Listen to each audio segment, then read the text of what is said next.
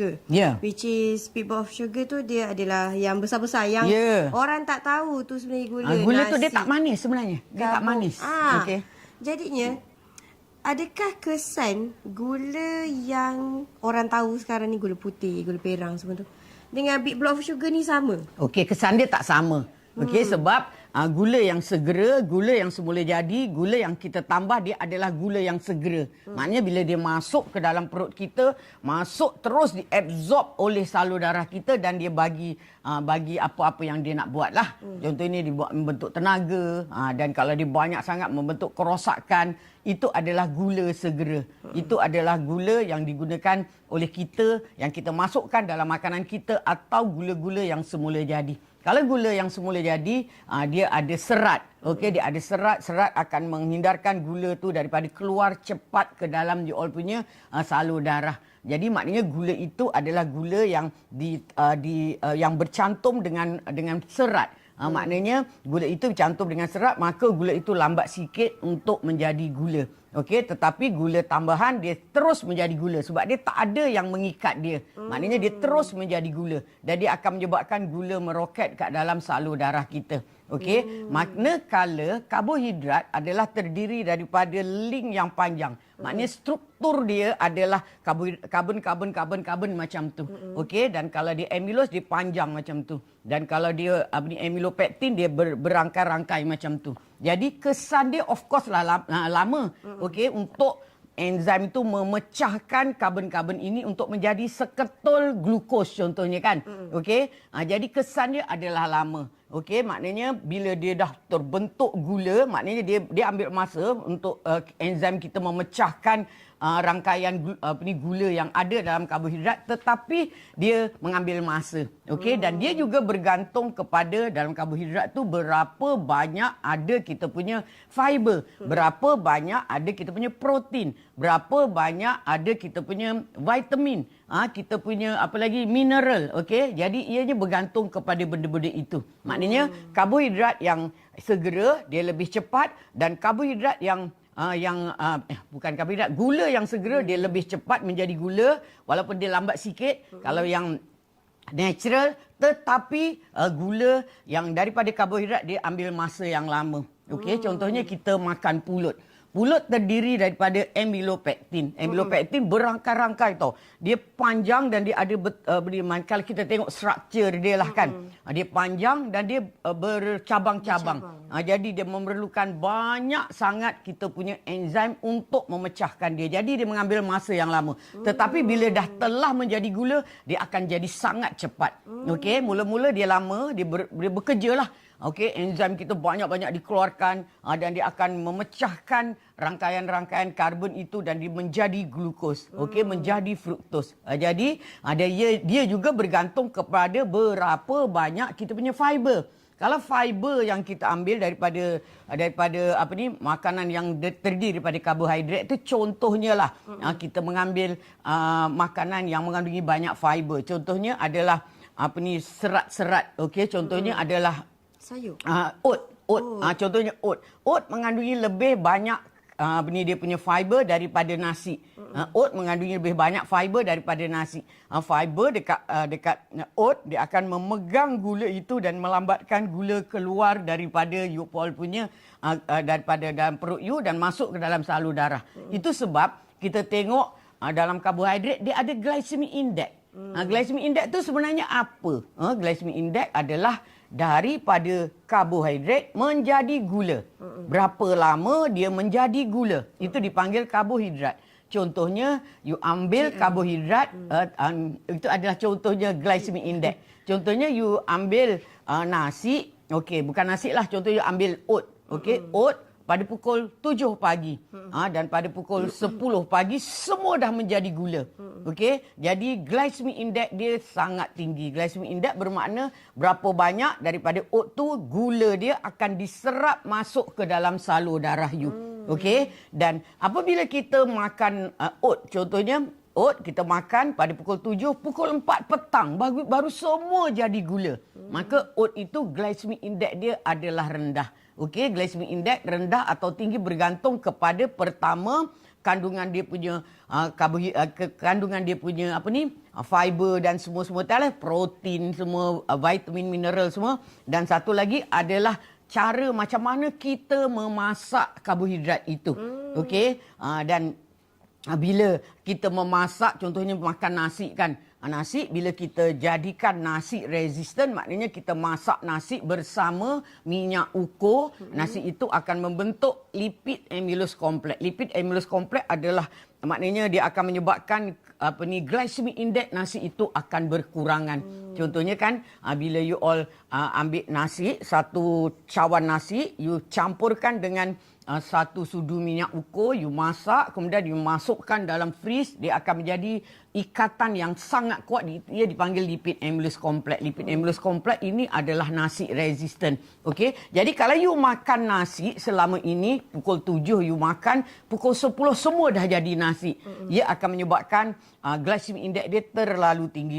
Ia akan menyebabkan gula dalam darah kita akan meroket. Tapi kalau kita jadikan contohnya tadi kan nasi yang nasi resistant, dia akan lama akan diikat oleh minyak dan dia akan lama menjadi nasi menjadi gula, dan gula itu akan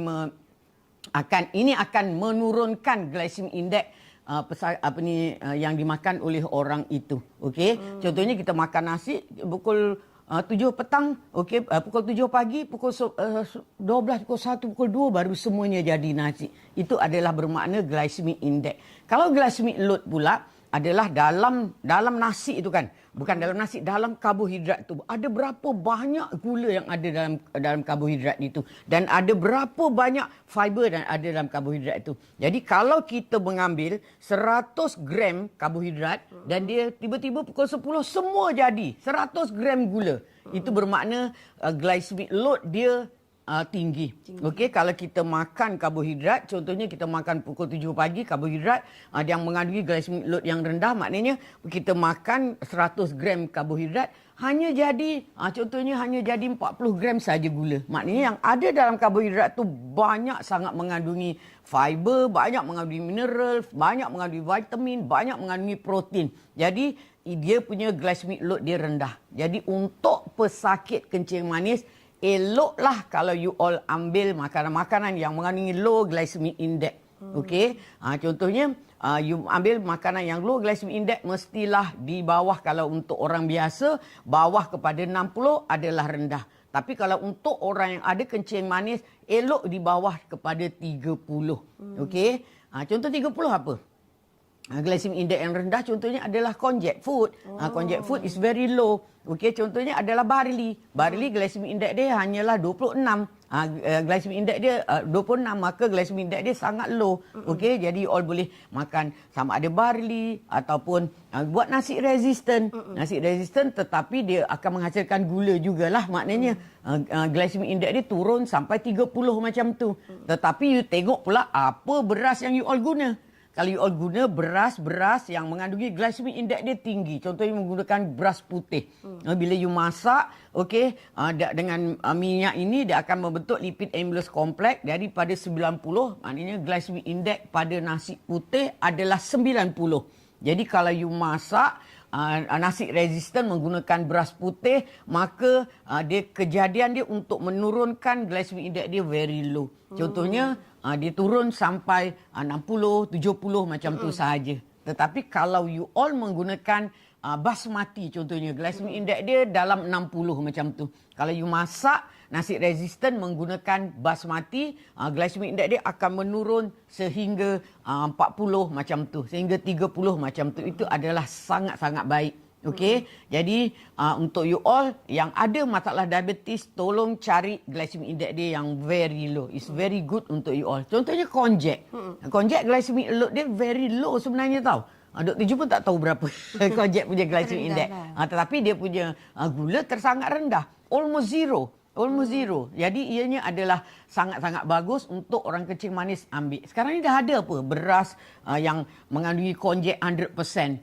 Tapi you all kena berhati-hati dengan beras Kena ini. pandai pilih lah. Kena pandai pilih. Sebab ada setengah-setengah beras dia mengandungi gula. Contohnya beras-beras yang mengandungi glycemic index dia tinggi sebenarnya. Dia mengandungi konjek hanya 30% saja konjek kat dalam beras itu. Dan yang selebihnya adalah mengandungi sama ada tepung beras ataupun macam-macam tepung lah digunakan. Tetapi dia glycemic index dia tinggi. Jadi kalau you all nak memilih konjek, jadi pilihlah yang betul-betul konjek. Okey? Memang rasanya tak sedap. Tapi kalau you dah hari-hari makan, rasanya sedap juga.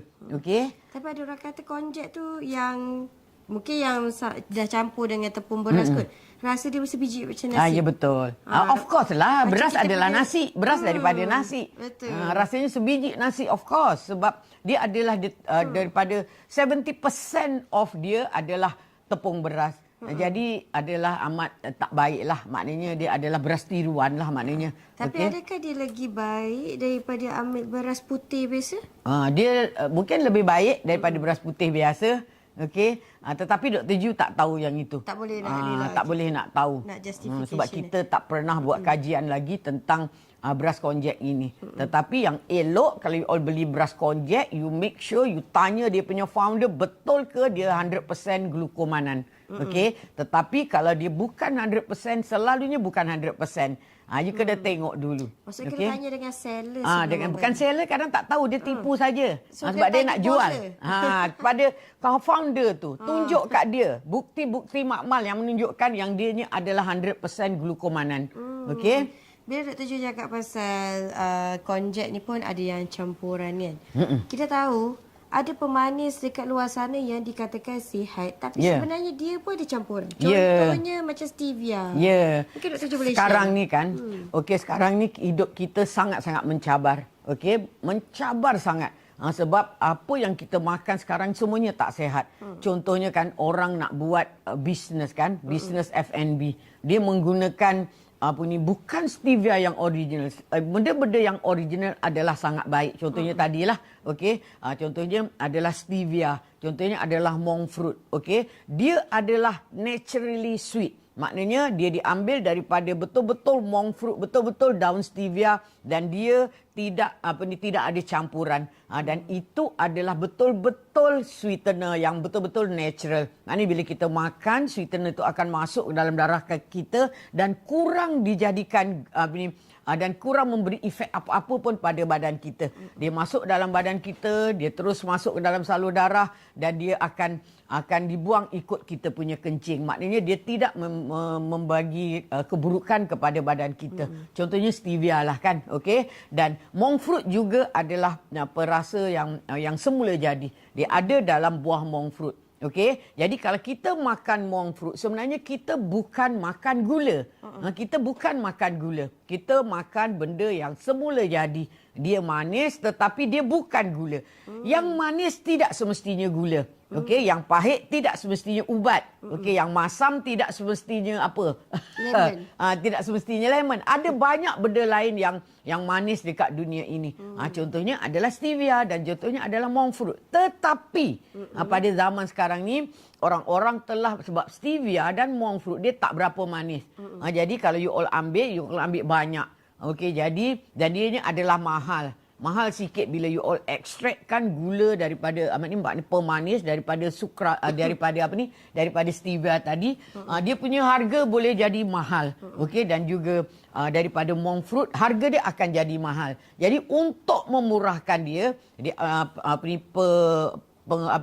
founder ataupun orang yang buat F&B ini dia akan campurkan stevia dengan sucralose. Sucralose sebenarnya adalah bahan yang bukan semula jadi. Bahan yang buatan sahaja. Sucralose ada orang cakap is good tapi sebenarnya is not good. Sucralose adalah sangat-sangat manis. Kalau tak silap Dr. Ju dalam 700 macam tu ke 500 kali manis daripada gula. Ianya akan menyebabkan Kalau ikut Dr. Jason Fung, sukralose sebenarnya is processed food. Sama dengan gula. Walaupun dia tak ada struktur gula kat dalam tu.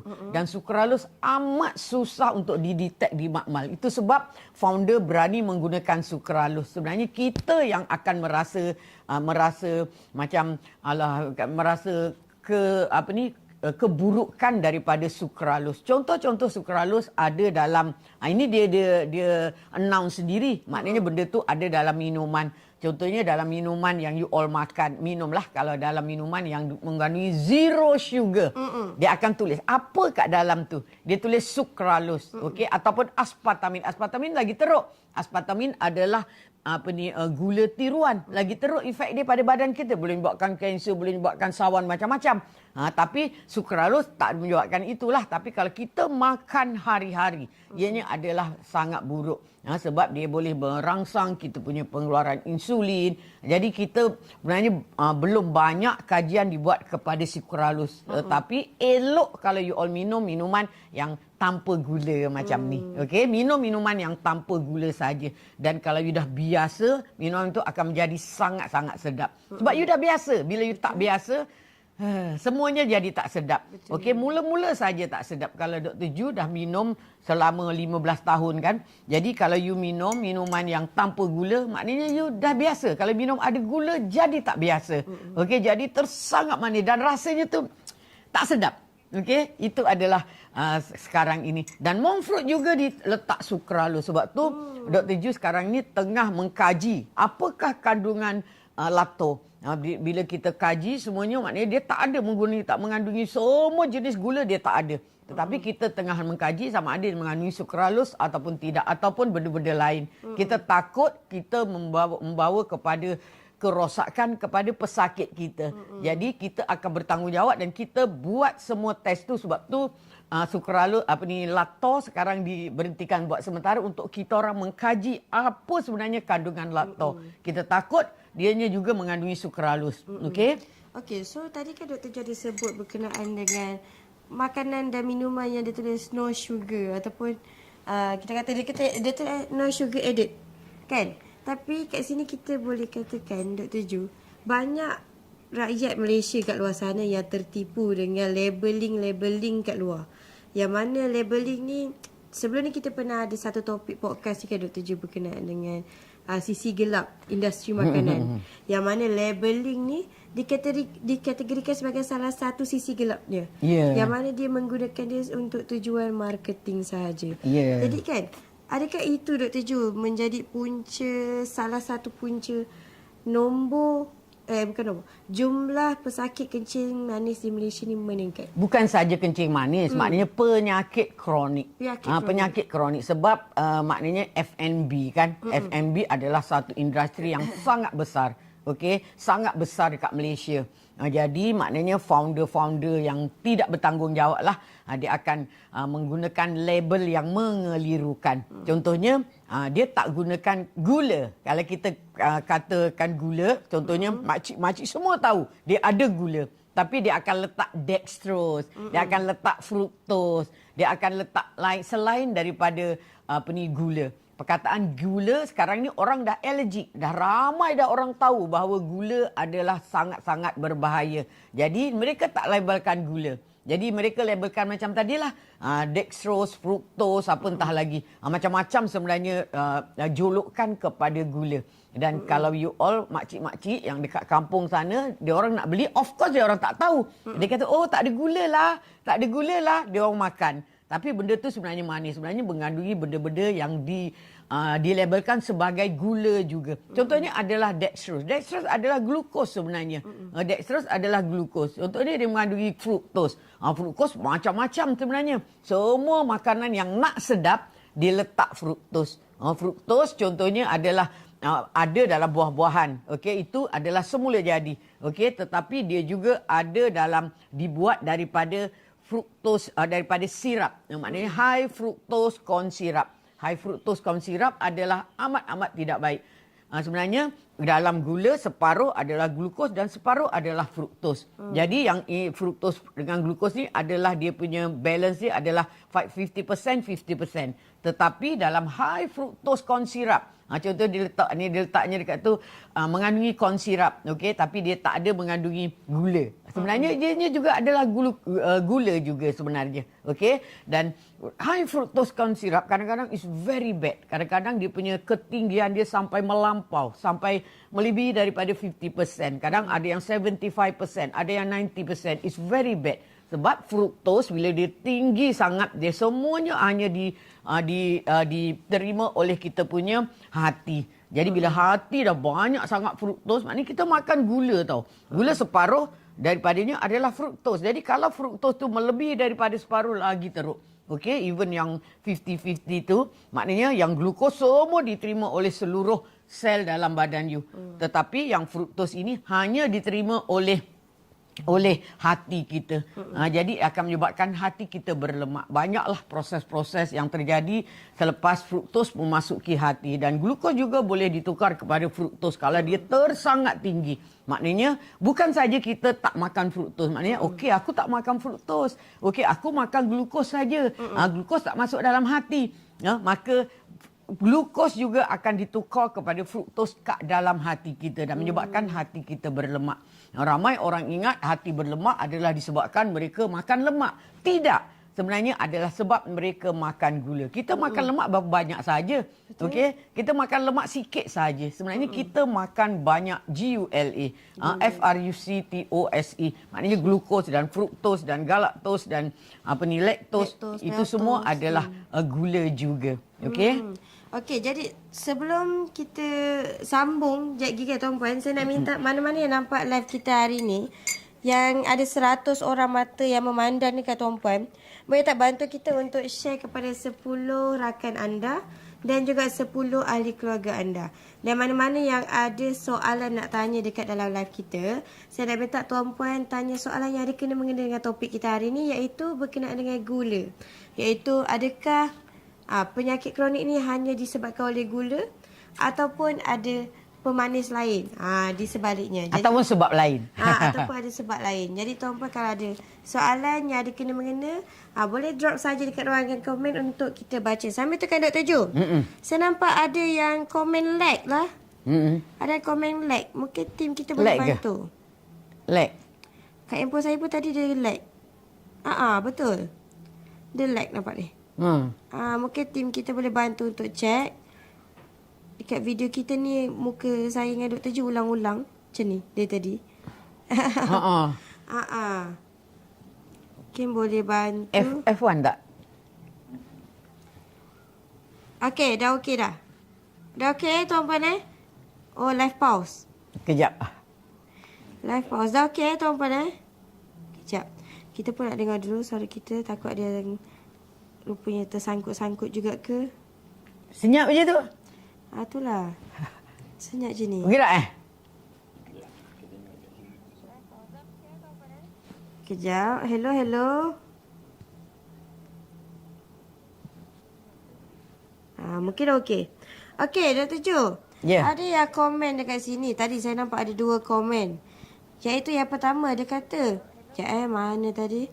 Dia kata, gula O boleh makan ke? Okey, gula O sebenarnya Dr. Ju tak nak komen sebenarnya tau orang punya produk, tapi gula O sebenarnya adalah sukralose. Adalah nama sukralose. Produk ke? Nama brand. Nama brand. Dia bukan jenis gula. Gula O adalah nama brand. Okey. Jadi dia adalah sukralose. You all kalau nak tanya, you tanya je lah. You tanya apakah isi kandungan. Kalau you all nak beli sesuatu tu, you tengok isi kandungannya. Sebab sekarang ni founder dia tidak meletakkan, contohnya stevia, dia tak letakkan dalamnya tu ada mengandungi sukralose, dia letakkan 100% stevia.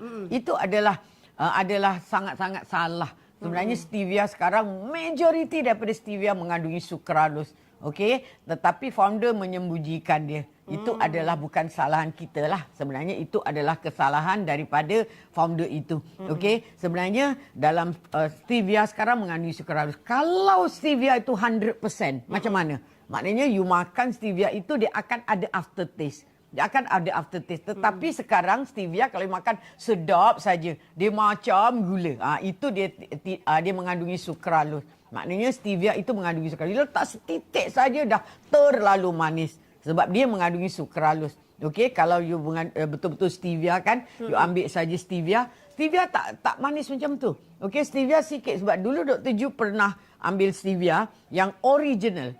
Stevia yang original. Maknanya kita beli stevia yang original. Stevia tu tidak akan menjadi keras kan. Kat tepi dia tu jadi keras. Dan bila kita masukkan dalam air, dia akan ada aftertaste. Lidah kita akan terasa aftertaste macam itu. Rasa kelak-kelak pun Macam juga. rasa, tak tahu lah aftertaste tu macam mana nak describekan dia.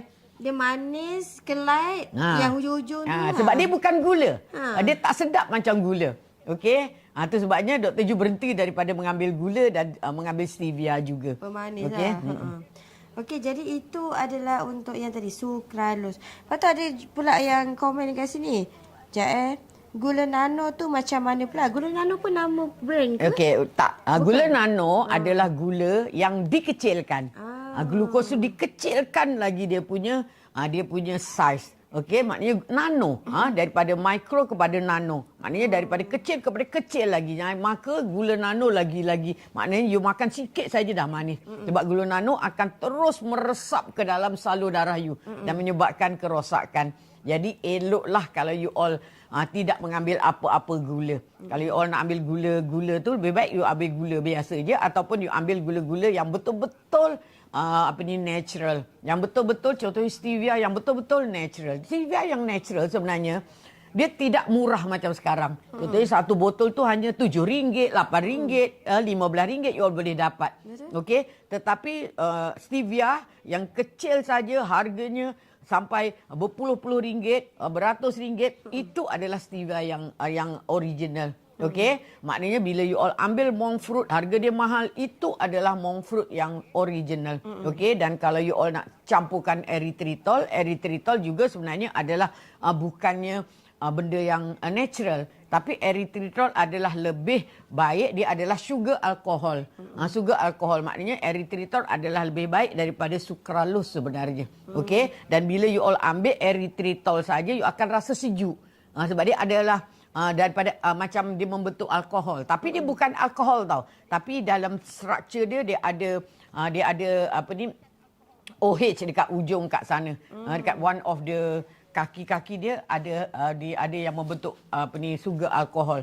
Jadi sugar alkohol bila kita makan saja sejuk. Jadi kalau kita buat biskut kita semua sejuk bila masuk kat dalam mulut. Okey, itu adalah sugar alkohol. Dan sugar alkohol ni selalunya dicampur kat dalam monk fruit. Okey, dalam monk fruit atau dalam stevia. Okey, itu adalah lebih baik daripada kita menggunakan sukralose sebab sugar alkohol boleh didetect oleh makmal. Okey, dan sukralose pun sekarang dah boleh didetect. Sebab tu kita sekarang tengah pun mencari sama ada kita punya monk fruit sweetener ada mengandungi sukralose ataupun tidak. Kita tak nak gula-gula yang kita jual akan merosakkan orang kat luar. Jadi kita tak tahu lagi apa kandungan. Dia kata kandungannya hanyalah monk fruit sweetener, dan juga miracle fruit. Tapi kita tak boleh dengar saja cakap penghilang. Jadi kita kena buat kajian juga. Okey, dulu kita dah buat kajian. Okey, maka tapi sekarang ni kita buat lagi dalam lagi kajian itu. Okey, sebab kita pun meragui kan. Kita meragui sebab dia rasanya manis.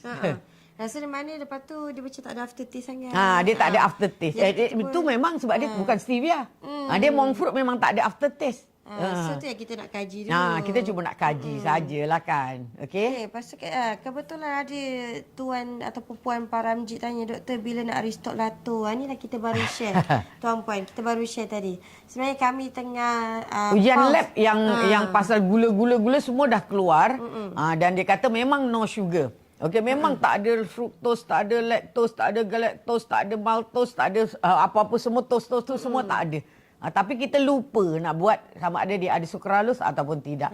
Jadi kita tengah mengkaji sama ada dia ada sukralose atau tidak. Jadi kita kena pergi kat makmal lagi. Kat makmal pula dia lambat. Okey, jadi you all tunggu sajalah. Daripada you sementara tu you all just minum tanpa gula. Sebenarnya Dr. Ju minum tanpa gula dah 15 tahun Dr. Ju minum tanpa gula. Okey. Dia sebenarnya pemanis kan Dr. Ju, dia untuk orang yang betul-betul dia masih ada sugar craving. Ya, betul. Patut dia memang tak boleh tinggalkan, at least lah dia tukar kepada pemanis lain. Tapi sebenarnya buat kata Dr. Ju tuan-puan, buat cold turkey method lah. Itu yang terbaik sekali, which is kita nak stop gula, stop terus daripada semua yang manis-manis kan. Sebenarnya kan untuk kita stop gula tu memanglah mula-mula kan memang susah tapi lepas tu akan mudah. Kalau macam Dr. Ju dah lebih daripada 10 tahun, kalau you all dah stop gula kepada dah sampai dah 10 tahun, sebenarnya you all berpuasa saja. Ni contohnya you all berpuasa sampai pukul 10, sampai pukul 11, pukul 12. Pukul 12 tu you boleh ambil sebenarnya. Contohnya kuih yang manis, seketul sahaja. Okey, dan lepas tu you makan, lepas tu you berpuasa balik. Jadi dia tidak akan dia meningkatkan gula dalam darah anda sekejap saja, tapi lepas tu dia akan normal balik. Sebenarnya orang semua ingat bila kita dah off sugar, kita off sugar terus. Maknanya dia langsung tak boleh makan gula langsung. Okey, sebenarnya kalau you dah lebih daripada 10 tahun, sebenarnya you boleh ambil gula. Maknanya you punya insulin resistant dah tak berapa resistant sangat. Dan you boleh ambil gula sikit-sikit. Contohnya nak makan kan, nak makan durian. Okey, ini musim durian. Orang makan durian. You teringin sangat nak makan durian. You makanlah, ambil lah 2 ketul contohnya kan. Okey, tetapi waktu lepas you berpuasa. Lepas you berpuasa, contohnya daripada pukul, you berpuasa daripada pukul 6 sampai pukul 10, 11, 12. Contohnya you panjangkan sikit you punya masa untuk you berpuasa. Dan pada waktu tu you makanlah durian. Macam Dr. Ju. Dr. Ju beli sebiji durian. Tapi Dr. Ju makan berhari-hari. Seminggu baru habis. Seminggu, dekat 2 minggu. Sebiji tuan-puan. Sebiji tak berapa ulas je dah mana. Tapi Dr. Ju makan hanya seulas sekali makan. Seulas. Okey. Seulas. Lepas tu Dr. Ju simpan dekat peti sejuk. Kemudian nanti 2-3 hari kemudian baru makan lagi seulas macam tu. Itu adalah cara kalau you all teringin sangat nak makan durian. Sebab durian ni adalah bermusim. Okey, tapi Dr. Ju sebenarnya bukan suka sangat. Tapi bila musim dah banyak kan, Dr. Ju belilah. Okey. Jadi Dr. Ju makan macam tu. Dr. Ju simpan kat peti sejuk. Makan bila Dr. Ju teringin nak makan sahaja. Okey. Jadi you all kat luar sana, kalau misalnya lah, you all teringin sangat nak makan, you all makanlah. Jangan sampai nanti you all mati, you all kempunan. Okey, kalau you all nak makan kuih tu sangat, you all beli saja, jangan buat. Kalau kita buat selalunya dia akan banyak. Kalau you beli 1 ketul atau 2 ketul saja. Jadi you all boleh makan bila selepas you all berpuasa. Kemudian you berpuasa balik, kemudian you makan you berpuasa sampai pukul 5. Kemudian daripada pukul 6 sampai pukul 10, 11, 12 macam tu you tak makan balik. Jadi gula dalam darah you dah rendah dah. Okey. Jadi you don't have to worry. Okey, Dr. Ju ada yang komen. Bagaimana pula dengan madu? Adakah boleh campur dalam kopi O? Okey, madu sebenarnya juga adalah fruktos. Adalah fruktos. Madu mengandungi high fruktos. Kalau you all ada kencing manis, better you off saja madu. Sebab Dr. Ju ada satu cerita. Seorang datuk yang datang jumpa Dr. Ju pada waktu pada dululah, okey. Dia adalah datuk dekat Labis dan dia gula dia sangat tinggi. Jadi Dr. Ju tanyalah sebab dia ni adalah pesakit Dr. Ju. Pesakit Dr. Ju yang selalu datang jumpa Dr. Ju lah untuk pemeriksaan. Jadi pada hari itu Dr. Ju dapati gula dia tinggi. Jadi Dr. Ju tanyalah orang tu, apa yang Tuan Datuk buat sampai gula Datuk tinggi sangat? Dia kata dia makan madu. Okey, madu sebenarnya mengandungi fruktos yang sangat tinggi, mengandungi gula yang sangat tinggi. Dan kebanyakan daripada madu adalah tidak original. Kebanyakan daripada madu adalah madu yang dicampur dengan gula. Kalaupun madu tu original, tetapi madu tu kena dicampurkan dengan gula untuk mengawetkan dia. Sebab gula adalah very good pengawet. Jadi kalau daripada kajian yang dibuat dekat Malaysia tahun bila entah, dia kata 99% daripada madu yang ada kat Malaysia semuanya adalah bukan original. Maknanya dia dicampur dengan gula sebab untuk menyebabkan dia lambat. Maknanya dia boleh tahan lama. Okey. Jadi Ya, you berhati-hatilah dengan madu. Kalau you makan madu, you masukkan dalam you punya air, maknanya macam you masukkan gula.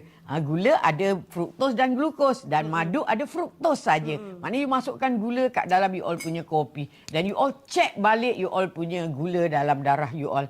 Lepas you minum, lepas 1 jam you minum, you all check gula dalam darah you all.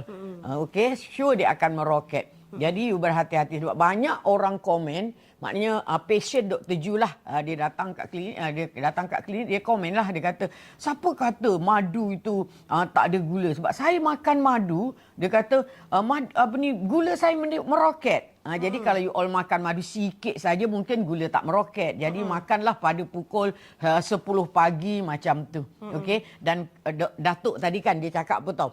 Setiap bulan, okey, orang asli hantar kepada saya madu, sampai 1 berkas madu. Maknanya orang asli, kita tak tahulah, mungkin orang asli itu juga tipu kan. Kita pun tak tahu sebenarnya, kita tak boleh nak menyalahkan orang asli itu. Mungkin dia juga itu bukan madu original. Takkanlah you all boleh dapat madu tu tiap waktu sampai berbotol-botol macam tu kan. Harga pun murah. Harganya pun murah saja. RM10. Okey, jadi dia kata dia dapat daripada orang asli. Jadi dia very sure yang madu tu original. Kalau tak original pun maknanya dia dicampur dengan gula. Kalau tidak, nanti dia akan masam. Betul. Dia akan membentuk penapaian. Dia akan masam. Okey? Okey. So, bila cakap pasal madu ni kan Dr. Ju kan, saya pernah ada satu ni dokumentari dekat Netflix satu ketika dulu. Tapi dah tak ada dah saya dokumentari tu. Dia berkenaan dengan madu, yang mana dia cakap bukan hanya di Malaysia saja. Sebenarnya hampir di seluruh Asia. Yeah. Sebenarnya kalau nak tahu madu tu asli ke tidak kan, hanya ada satu je tempat dekat dunia ni yang boleh check sama ada madu kat mana tu asli ataupun tidak. Tak silap saya dekat Jerman. So orang ni dia memang pergi dekat Jerman, dia bawa madu daripada Malaysia. So dia bawa madu daripada Malaysia, dan result dekat Jerman tu memang dia menyatakan bahawa madu dekat Malaysia ni memang gula. Hanya gula. Dan apa yang lebih mengejutkan lah, dia kata sebenarnya macam mana madu ni boleh dihasilkan dengan banyak kan dekat Malaysia ni kan. Dia kata lebah tu sendiri diberi makan madu. Gula. Makan gula. Lebah tu sendiri diberi makan gula. Kalau dekat hutan kan dia akan cari bunga. Kan? Tapi sebab dia nak produce yang banyak, so dia bagi lebah tu makan gula, so lebah tu menghasilkan madu. Macam tu. Sebab itulah macam Dr. Ju kata tadi, sebenarnya at the end madu tu masih lagi gula. Masih lagi dia kata bukan madu asli lah. Datuk tadi kan, lepas tu dia pergi dekat Hospital Puteri, lepas tu dia meninggal. Iskandar Puteri bukan, Hospital Puteri JB. Oh, Puteri apa? Tak tahu Puteri apa, Hospital Puteri lah. Okay. Kemudian dia meninggal kat situ. Puncanya adalah gula tinggi dalam darah. Puncanya adalah dia makan madu. Dia ada KM. Okey. Puncanya adalah dia makan madu. Dia dapat diabetik ketoasidosis, kemudian dia meninggal. Okey, itu adalah pengajarannya. Walaupun you all dapat madu itu daripada orang asli, you kata madu tu original, dah terbukti dah. Bila kita ambil madu tu bawa ke Jerman sana untuk mengetes. Satu tempat je kat dunia ni. Satu tempat je kat dunia ni. Itu pun bayaran dia mahal nak buat test tu. Jadi kalau tuan-puan ada yang kenal seller-seller yang menjual madu, selagi dia tak ada satu ni, satu label daripada tempat tu yang dia memang chop, dia dah test madu ni asli. Tapi kalau tak ada label tu, janganlah percaya. Okey. Jadi Dr. Ju kan, ramai kat luar ni sebenarnya pengedar madu, betul tak? Ramai pengedar madu, tapi ramai juga orang jual madu. Orang jual madu dekat klinik, dia bawa berbekas-bekas, dia kata, "Oh, ni mahal, ni kan original doktor. Ini gini, murah je doktor. Saya ni ambil sendiri dekat pokok, dekat sarang ni lebah." Dia kata, "Murah je ni, RM10 saja satu botol." Ya Allah, murahnya madu. Okey, madu yang dikatakan original dijual beratus ringgit kadang-kadang tu. Tetapi itu pun dia letak gula. Betul. Memang dekat dalam tu ada madu yang original, tetapi dia letak gula sebagai pengawet. Sebagai pengawet untuk orang-orang yang tak ada kencing manis boleh makan madu. Okey, tetapi untuk kita orang-orang yang ada masalah kencing manis, madu tidak boleh diambil. Okey, kalau you nak ambil is your own risk lah, at your own risk. Okey. Dia mungkin lebih baik tak ambil sebab macam Dr. Joy kata, rata-rata dekat Malaysia ni semua ada pre-diabetes. Betul? Even even dia punya sarang tu, madu sarang. Yang dia orang kata Yang madu dijual sarang. tu. Sebenarnya sarang tu dibuat ada dalam dokumentari dalam kita punya YT. You all boleh tengok YT you all cari sarang madu lebah. Maknanya dia buat sendiri sarang tu dekat kilang. Okey. Sebenarnya ia juga adalah bukan original. Kalau madu, kalau original mestilah dia tak sekata sampai cantik sangat macam tu kan. Ini dia cantik sangat. Rupa sarang lebah tu sangat-sangat cantik. Sebab ianya adalah buatan. Dia adalah dikilangkan. Okey. Sebab sekarang ni ramai orang buat contohnya air madu, air yang ditaruh gula, ditaruh madu, ditaruh macam-macam tu kan, ditaruh coklat. Itu sebenarnya adalah madu yang tidak original. Kalau you all nak mempertahankan, itu ikut you all lah. Kalau you all penjual madu, itu ikut you all. Rezeki mereka. Okey, rezeki kan tuan-puan kan. Tak apalah, kalau yang nak menjual tu kita anggap dia nak mencari rezeki. Okey, betul. Tapi sebagai pesakit, elakkanlah macam tu. Okey, Dr. Ju, bila kita cakap berkenaan dengan topik kita hari ini kan, iaitu pemanis yang meningkatkan bacaan gula. Dan adakah pesakit kecil manis ni sebenarnya dia dapat kecil manis disebabkan gula sahaja?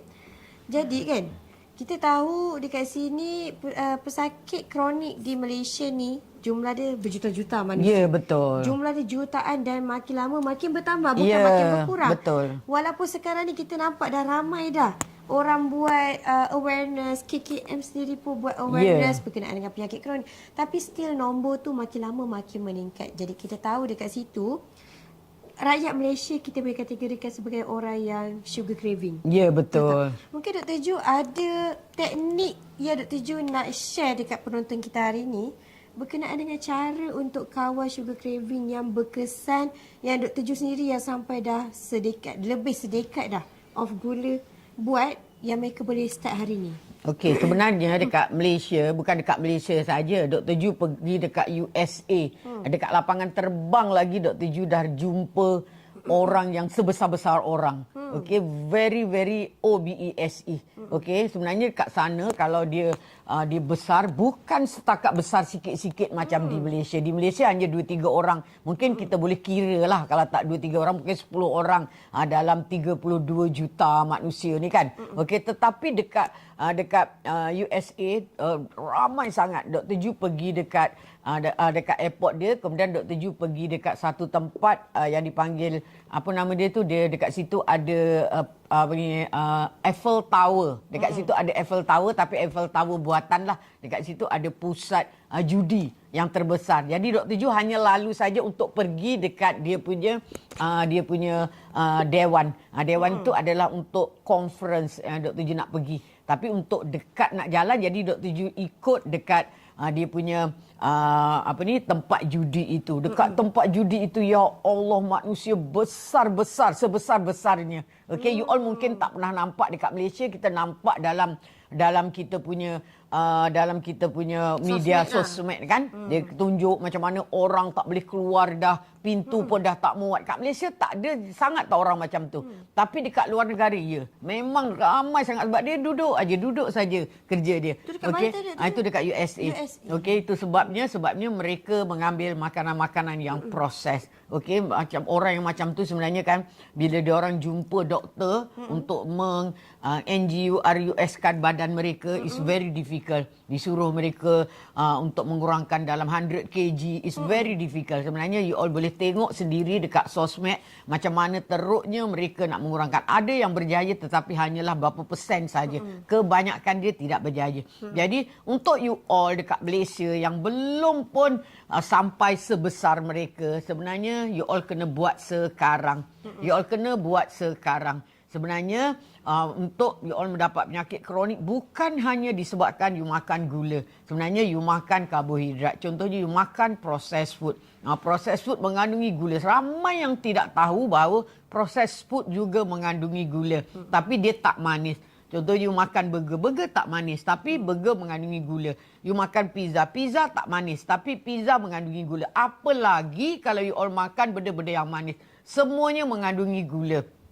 Okey, jadi kita semua ketagih kepada gula. Majoriti daripada Malaysian ketagih kepada gula. That's why bila Dr. Ju dulu 2017, bila Dr. Ju cakap don't eat sugar, semua orang marah Dr. Ju. Dia kecam Dr. Ju. Okey, macam-macam Dr. Ju dapat kecam. Ini doktor yang tak nak gula, ini doktor yang tak ada gula, macam-macam dia orang kecam. Okey, sebenarnya apa yang Dr. Ju cakap adalah berdasarkan pengalaman. Waktu tu Dr. Ju tak ada pengalaman tapi Dr. Ju ada sakit. Okey, Dr. Ju ada sakit rheumatoid arthritis. Bila Dr. Ju off saja gula, penyakit rheumatoid arthritis Dr. Ju terkawal. Jadi itu sebabnya Dr. Ju cakap off saja gula. Okey, jadi untuk you offkan gula is not easy. It's very difficult nak you off, you all nak offkan gula. Maknanya you all kena buat cold turkey treatment. Macam Dr. Ju dulu, Dr. Ju tersangat ketagih kepada gula. Maknanya bukan gula yang Dr. Ju minum.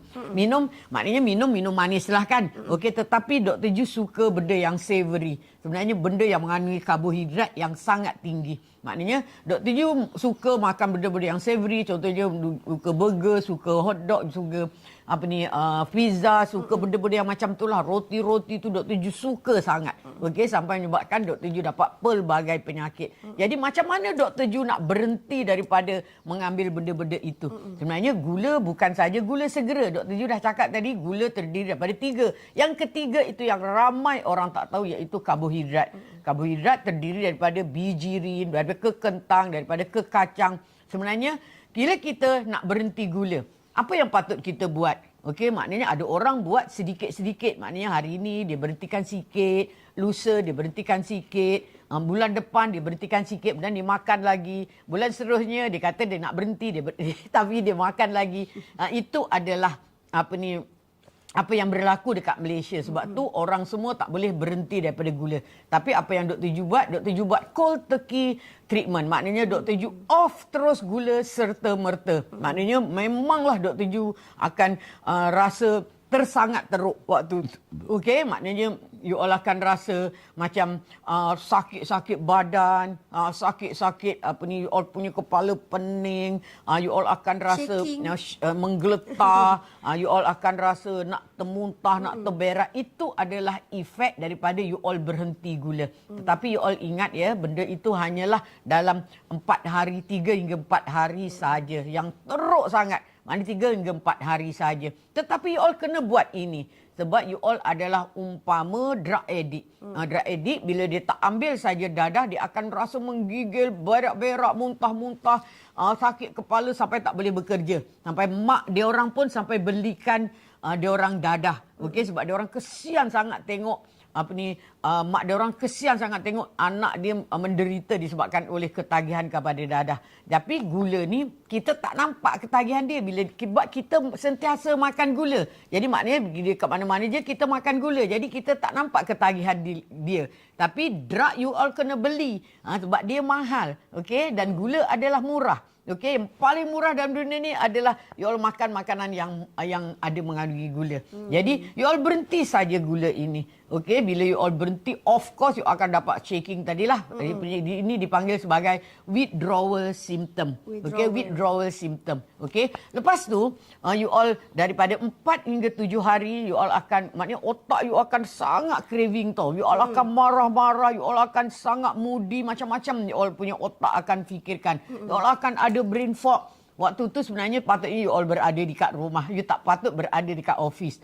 Contohnya you nak berhenti gula, you start pada hari Khamis, Jumaat, Sabtu macam tu. Ahad dia dah mula berkurangan. Okey, dan Isnin dia dah mula berkurangan. Okey, lepas 7 hari dia punya simptom, you punya otak dah senang dah. You punya simptom-simptom yang lain dah tak ada dah. Maka you all akan bebas daripada ketagihan gula. Tetapi pada lepas 7 hari ke atas, you punya otak masih lagi ada video. Oh, sedapnya coklat, sedapnya kalau saya makan ni, sedapnya kalau makan pizza, sedapnya macam-macam ni kan. Okey, sebenarnya you all jangan pada waktu 7 hari tu, you all janganlah pergi dekat restoran yang you akan sebab you akan makan. Jangan pergi kat kedai-kedai segera. Okey, itu akan menyebabkan you akan berpulang balik kepada gula. Sebenarnya you tidak dibenarkan pergi kat situ. Duduk je kat rumah atau kat office. Macam tu yang paling elok adalah you all buat puasa rawatan. You buat saja puasa rawatan. Maknanya daripada pukul 10 petang sampai pukul 11 sampai pukul 12 tu you tidak makan. Lama-lama waktu you tak makan tu untuk menyebabkan you berpuasa dengan lama, you ambil saja bulat. Okey, bulat ini. You ambil saja bulat ini. Maknanya bulat ini you ambil pada pukul 6 pada pukul 5 petang tu masa you makan, you masukkan bulat dalam makanan you. You masukkan bulat dalam air you. You masukkan bulat dalam nasi. You campur nasi dengan bulat. You campur nasi dalam sayur you. You makan bersama bulat. Bulat akan menyebabkan dia masuk ke dalam usus you, dia merangsang pengeluaran hormon-hormon. Hormon-hormon itu akan block you all punya otak dan menyebabkan you all akan rasa kenyang lebih lama. Dan you punya craving juga akan hilang. Okey, dengan makan bulat, craving you akan hilang. Jadi you all akan hilang daripada ketagihan kepada gula. Jadi elok kalau you all ambil bulat. Maknanya you all daripada daripada pukul 6 sampai pukul 12 macam tu you tidak ambil gula. Lepas tu pukul 12 you nak lebih baik you ambil lagi bulat. You masukkan bulat dalam air. You masukkan bulat dalam air, contohnya dalam air kosong, dalam air air teh kosong, dalam air kopi kosong. Okey, you masukkan saja bulat. Macam tadi Dr. Ju masukkan dalam air kopi ini. Okey, bulat 2 sudu. Okey, kemudian you teruskan lagi berpuasa sampai pukul 6. Yang you buat benda ni hari-hari, you akan hilang daripada ketagihan gula. Ya, tapi kebanyakan orang dia tak ada pun buat ini. Jadi dia hanya akan menyeksa diri dia sahaja. Okey, lebih baik you all buat makan bulat dan you all akan rasa kenyang dan bulat juga akan menyebabkan brain fog anda hilang dan apa-apa yang berlaku dekat otak you, contoh ketagihan sangat akan hilang. Kalau you ada anxiety juga slowly akan hilang. Dan bulat adalah sebenarnya kan bulat ni dia orang tengah buat penyelidikan. Banyak penyelidikan dibuat. Yang pertama adalah penyelidikan bulat untuk menghilangkan masalah Parkinson. Okey, Parkinson, dan bulat untuk menghilangkan masalah Alzheimer disease. Bulat untuk menghilangkan masalah epilepsi. Okey, sebenarnya bulat tengah diadakan kajian itu. Sebenarnya kalau kita tengok kan orang-orang luar semuanya dah buat kajian benda ni dan didapati ianya adalah positif. Jadi elok kalau you all gunakan bulat dalam seharian you all. Kalau you all tidak ketagih kepada gula tapi you all nak berpuasa, nak KURUS, elok you all ambil bulat. You all akan berpuasa dengan lebih lama. Tapi otak you akan jadi maknanya otak you akan jadi lebih stabil. Sebab ramai orang yang nak berpuasa tapi dia tak boleh berpuasa. Masalahnya otak dia nak sangat makan, nak makan. Kalau Dr. Ju cerita itu hari kan, waktu you berpuasa, apa yang berlaku dalam badan you adalah hormon ghrelin akan meningkat menurun. Okey, jadi maknanya you akan lapar sekejap saja. Okey, lepas tu bila you tak makan dia akan turun macam tu. Kemudian you lapar balik. Dalam 1 jam macam tu, 2 jam macam tu dia akan naik balik. Kemudian dia akan turun balik. Lama-lama dia akan stable macam tu. Okey, sebenarnya hormon tu boleh dinaikkan oleh berpuasa. Jadi berpuasalah untuk menjadi lebih kenyang dan untuk badan you lebih sihat. Sebenarnya banyak sangat kelebihan puasa yang Dr. Ju dah cakap. Ada 30 switch yang you all on and off kan dia. Okey. Jadi 30 switch itu adalah sangat-sangat bagus. Sebenarnya ramai orang tak tahu kelebihan daripada berpuasa. Okey, sebab tu mereka tidak berpuasa. Okey. Especially ketagihan kepada gula. So tadi bila Dr. Ju sebut pasal cara merawat ketagihan gula ni, yang saya dapat point yang pertama tadi tuan-puan Dr. Ju share berkenaan dengan cold turkey method. Yang mana anda perlu buang gula serta-merta. Betul tak? Ya. Yeah. Yang mana itu mungkin agak menyeksakan. Hanya 3 hari hingga 4 hari saja. 4 hari lah, kita ambil 4 hari menyeksakan. Tapi seterusnya tu dia dah akan okey. Tapi tadi Dr. Ju bagi tips. Saya rasa first saya dapat yang ini. Yang mana start off tu pada hari Khamis. Ya. Yeah. Khamis, Jumaat, Sabtu, Ahad. Maksudnya hari ke Isnin. Isnin tu dah ada. okey dah. Macam tu. Otak anda, masalahnya otak anda terlalu fokus sangat nakkan gula itu. Okey, gula bukan saja daripada gula segera. Maknanya kalau tiap-tiap hari anda makan sampai sekali makan 2 pinggan, tengah hari 2 pinggan, petang 2 pinggan, malam lagi 2 pinggan. Maknanya anda makan terlalu banyak karbohidrat. Kalau tak makan nasi pun anda makan roti. Anda ingat ingat nasi itu menggantikan roti. Sebenarnya nasi juga sama dengan roti. Kalau anda tidak makan nasi, tidak makan roti, maknanya anda makan mi pula. Mi pun sama juga, dia juga mengandungi karbohidrat. Okey, kalau tak pun bihun, kalau tak pun kuih tiaw, semuanya kalau anda ambil satu jenis karbohidrat saja setiap masa. Contohnya pada waktu pukul 5 petang anda hanya makan nasi resistant sahaja. Kemudian pukul 12 tengah hari hanya anda makan mi sahaja. Okey, ia diambil hanyalah satu setiap kali anda mengambil makanan. Ambil satu jenis karbohidrat sahaja setiap kali anda mengambil makanan. Kadang-kadang anda tak ada pun mengambil karbohidrat. Contohnya anda mengambil konjak. Itu kalau orang yang nak KURUS. Okey, elok kalau anda makan low carbohydrate diet. Very low carbohydrate diet. Okey, dan jadikan ianya adalah low carbohydrate diet ataupun ketogenic diet. Oh, ketogenic diet is very good sebenarnya. Okey. Tapi orang Malaysia tak tahu kan? Orang Malaysia tak tahu. Orang kata lagi-lagi kalau dia pergi ke hospital, dia kata jangan amalkan ketogenic diet. Ketogenic diet itu ni, ketogenic diet itu. Tingkatkan kolesterol. Meningkatkan kolesterol. Sebenarnya kolesterol yang meningkat adalah LDL kolesterol. LDL kolesterol adalah LDLC. LDL kolesterol kalau you tengok dia punya pathway, dia akan dibuang ikut kita punya najis. Okey. Sebenarnya kolesterol meningkat itu bukan masalahnya. Masalahnya you nak buat ataupun tidak. Masalah kolesterol tak ada. Saya rasa live kita sebelum ni kan topik kita kolesterol. Dan kita dah bagi tahu dah puncanya apa, macam mana anda nak rawat. Jadi sebenarnya bukanlah ketogenic diet lah. Takkanlah Dr. Jo advise untuk anda lowerkan kolesterol. Dr. Jo kata keto tu yang meningkatkan kolesterol tu Dr. Jo advise. Takkanlah macam tu tuan-puan kan. Okey, tadi yang pertama sekali tadi Dr. Jo cakap pasal Kautokeyo method. Yang kedua tadi Dr. Jo share berkenaan dengan mindset. Sebenarnya saya nampak mindset kita pun sangat-sangat penting kan. Dr. Jo kata jangan ingat pasal makanan, busykan diri. Dan sebenarnya benda tu betul Dr. Jo. Ya, betul. Sebenarnya kan macam contohlah kita puasa Islam. Cakap puasa Islam kan. Kita pergi kerja kita macam boleh je. Boleh je berpuasa.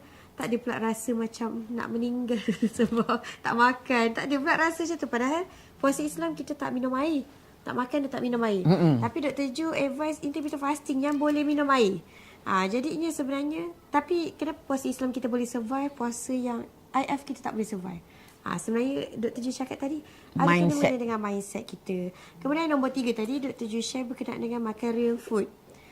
Yang mana ramai sekarang dia makan processed food. Ultra processed food. Jadinya itu kesilapan orang Malaysia lah.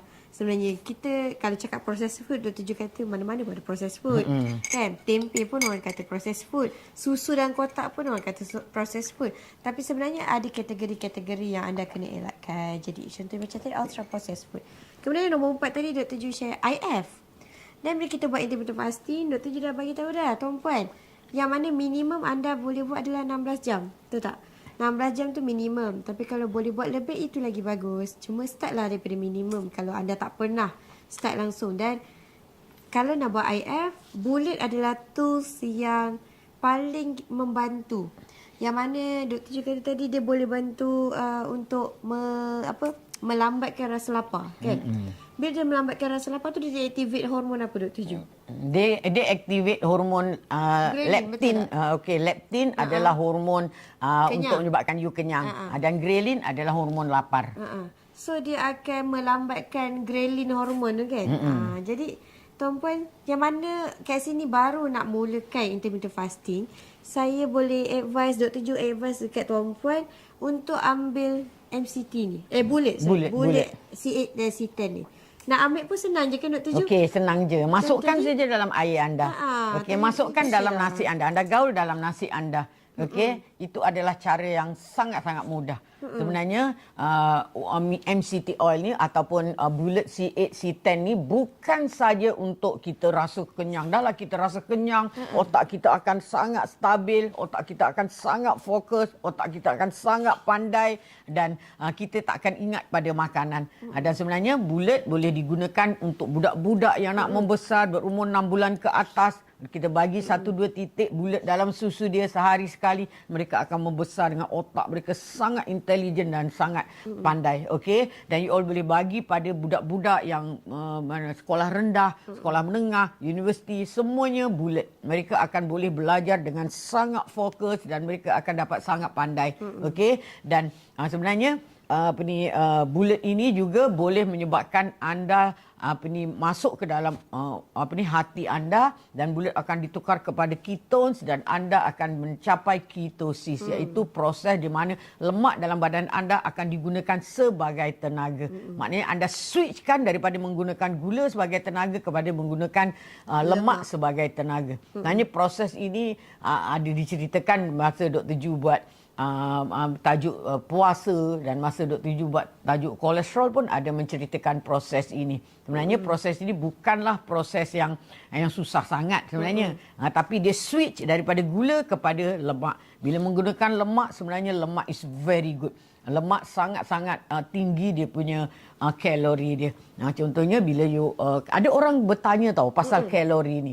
Maknanya macam mana kita nak makan tanpa kalori. Maknanya kalori yang dimaksudkan oleh orang untuk membuatkan dia orang KURUS adalah kalori daripada GULA. Sebab gula akan ditukar kepada triglyceride, iaitu lemak. Lemak ini akan mengisi ruang-ruang lemak yang ada dalam badan you. Badan kita waktu kita kurus, lemak kita adalah sama bilangannya dengan lemak bila kita gemuk. Sebenarnya cuma saiz lemak itu saja yang membesar. Okey? Contohnya, lemak you sebesar ini saja waktu you berpuasa, tetapi telah membesar sebesar ini. Jadi kalau sebesar ini disusun-susun, jadi menyebabkan you akan jadi terlalu besar. Itu adalah sebagai simpanan kepada tenaga kita. Jadi elok kalau kita gunakan simpanan tenaga kita untuk membuat lemak. Sebenarnya orang-orang yang GEMOK, contohnya kan ada yang orang yang berpuasa paling panjang, yang setakat ni paling lama sekali di dunia, yang mendapat mendapat award. Dapat award kan. Okey, dianya adalah Angus Barberine. Angus Barberine berpuasa sehingga 386 hari. Sebenarnya masa dia gemuk, dia GEMOK, dia punya lemak dia besar tu. Satu lemak besar tu. Maka bila disusun-susun menyebabkan dia jadi terlalu besar, dan menyebabkan BRAT, BADAN dia sehingga mencapai 444 kilo. Tapi bila dia berpuasa, lemak ini digunakan sebagai tenaga. Dia tak menggunakan gula. Dia menggunakan lemak ini untuk membuat tenaga dia. Okey, jadi tenaga dia akan menjadi bertambah baik. Sebab 1 gram gula, satu molekul gula hanya menghasilkan sebanyak 4 ATP. Dan bila 1 molekul lemak menghasilkan 9 ATP. Maknanya lemak akan menghasilkan tenaga yang lebih banyak daripada gula. Tapi sebab badan kita dah biasa sangat menggunakan gula sebagai kita punya tenaga seharian, jadi badan kita tak biasa menggunakan lemak. Tapi orang dulu-dulu semuanya menggunakan lemak. Itu sebab orang dulu-dulu tak ada pun gemuk, okey, tak ada GMOK, okey. Jadi mereka semua very fit, okey. Dia orang semua adalah, contohnya kan zaman Nabi Muhammad, zaman Nabi dulu masa tu tak ada gula. Dia orang semua-semuanya sangat-sangat fit, okey, sebab mereka menggunakan lemak sebagai tenaga, okey. Jadi kalau orang yang ada masalah OBESE, elok buat puasa rawatan, dengan berpuasa dengan lebih lama. Contoh you all buat omat, akan menyebabkan you all punya lemak akan dicairkan untuk membentuk tenaga. Jadi anda akan kurus nanti bila anda buat puasa rawatan. Okey, untuk berpuasa dengan lebih lama, ambil saja bulat sebagai you all punya tools. Sebagai tools you all untuk you all berpuasa dengan lebih lama. Okey, dengan berpuasa lebih lama, maka you all punya gula akan habis, akan sikit sangat. Maknanya kalau you all berpuasa kan, ada orang komplain dengan Dr. Ju, kenapa gula saya hanya 3? Tapi Dr. Ju tanya dia, ada tak you rasa apa-apa? Adakah you rasa pengsan ke, pening ke, menggigil ke, berpeluh ke? Tak, dia kata saya rasa biasa saja. Sebenarnya you are on ketosis. Sebab badan dia telah menggunakan lemak sebagai tenaga. Selagi kalau you all on namanya you all hypo, maknanya gula you all rendah, bawah 3, you all akan berpeluh-peluh, you akan letih, maknanya lemak badan you tidak digunakan. Maka you all akan pening, you akan letih, you all akan pengsan. Okey, itu adalah hypo. Tetapi bila you all dah menggunakan lemak sebagai tenaga, lemak akan jadi lebih tinggi, okey, dan you all akan sangat-sangat bertenaga dan you all tak akan apa-apa. Dia ada satu uji kaji tau, dibuat di Amerika. Okey, orang yang ada gula macam ni, yang macam kita ni kan, macam orang biasalah kan, dia tarik gula dalam badan dia sehingga meninggalkan gula dia sampai bawah daripada 2. Kalau orang lain dekat luar, dia dah berpeluh-peluh, dah letih, dah pengsan dah. Tetapi orang ni diinjekkan kat dalam badan dia ketones. Okey, jadi orang ni sangat-sangat bertenaga. Orang ni gelak macam kita, biasa-biasa saja. Sebenarnya dia on ketosis. Dia dah dibuang dah gula kat dalam badan dia. Jadi bila dia check gula dia hanya 2.5, 2 macam tu. Hampir zero, tapi 2 lebih lah macam tu. Tetapi mereka sangat-sangat bertenaga sebab diinjekkan sekali ketones kat dalam badan dia. Jadi keton akan menggantikan gula sebagai tenaga kepada orang ini. Okey, tu sebab orang tu relax, gelak-gelak saja. Okey. Tak, kalau orang Malaysia tu dia dah panik. Dah panik dah. Dia kata, gula saya 2 doktor, 2.5 doktor, apa nak buat doktor? Baru 4 Dr. Ju. Okay. Ada pasien kita ramai yang bila dia nampak angka 4 dekat dia punya nombor, dia dah panik dah. Dia cakap dengan kita punya tim, dia dah hypo. Dia kata saya hypo ni, gula saya 4. Tapi 4 mana dah hypo? Tapi tak tanya pula dia. Patutnya lain kali tim-tim semua, kalau ada orang yang cakap gula dia tinggal 4, gula dia dah tinggal 3.5, apa saya nak buat? Tanya dia, you ada rasa letih tak? You ada rasa pening tak? Kadang-kadang dia fikir saja. Sebab dia fikir, gula aku 4 ni, aku hypo ni, better aku cari gula, better aku. Itu yang dia jadi pening rasanya. Itu yang dia jadi otak pening. Dia kan, Sebab otak dia dah tukar. Sebenarnya bila you all punya gula dah rendah, sebenarnya you all are on ketosis. Kalau you all berpuasa. Okey, kalau you all tak berpuasa, you all makan macam-macam, gula you tiba-tiba 3, sebab masalahnya you makan ubat. Ubat akan menurunkan gula dalam darah. You tak akan dapat hypoglycemia kalau you tak makan ubat. Sebab-sebab yang you all akan dapat hypoglycemia adalah disebabkan oleh beberapa sebab lah. Contohnya you all ada kanser, ada tumor, ada ketumbuhan dekat pankreas you all. Maka pankreas tu mengeluarkan banyak insulin, menyebabkan you all hypo. Okey, dan itu adalah punca kenapa you all dapat hypoglycemia. Yang lain adalah disebabkan oleh ubat. Ubat-ubat, kebanyakan you all mengambil ubat yang mengandungi yang menyebabkan insulin dalam darah you jadi meroket. Okey, bukan, insulin dalam darah you akan meroket disebabkan gula akan meningkat kat dalam darah you. Bukan, maknanya insulin dalam darah you akan meningkat dan insulin tu akan bawa gula masuk ke dalam you all punya salur darah, you all punya sel. Okey, insulin meningkat, insulin ambil gula dalam salur darah, dimasukkan ke dalam sel. Jadi gula dalam darah anda akan menurun. Okey. Jadi kalau you all berpuasa, bukan insulin yang ambil gula masuk ke dalam sel, tetapi insulin sendiri akan menurun, menyebabkan gula akan digunakan oleh badan you. Okey, jadi janganlah ambil ubat-ubat yang meningkatkan paras gula dalam salur darah you. Itu adalah amat-amat bahaya kalau you all berpuasa. Elok kalau you all offkan ubat-ubat yang meningkatkan paras gula dalam darah you dan you all mula berpuasa. Buang gula secara semula jadi. Maknanya gula dalam sel you akan dikeluarkan. Okey, lama-lama gula dalam sel you akan jadi minima dan insulin akan jadi lebih sensitif kepada you all punya sel. Okey? Okey, jadi untuk memanjangkan ataupun kita kata mengkonsisten, untuk ada boleh konsisten puasa dengan lebih lama tanpa ada gangguan dan rasa lapar, rasa craving, tuan puan boleh ambil bulat, yang mana bulat ni kat dalam beg kuning kita ada 2 beg, 10%. Tim kita masukkan 2 beg. So beg yang nombor 1 tu tuan puan.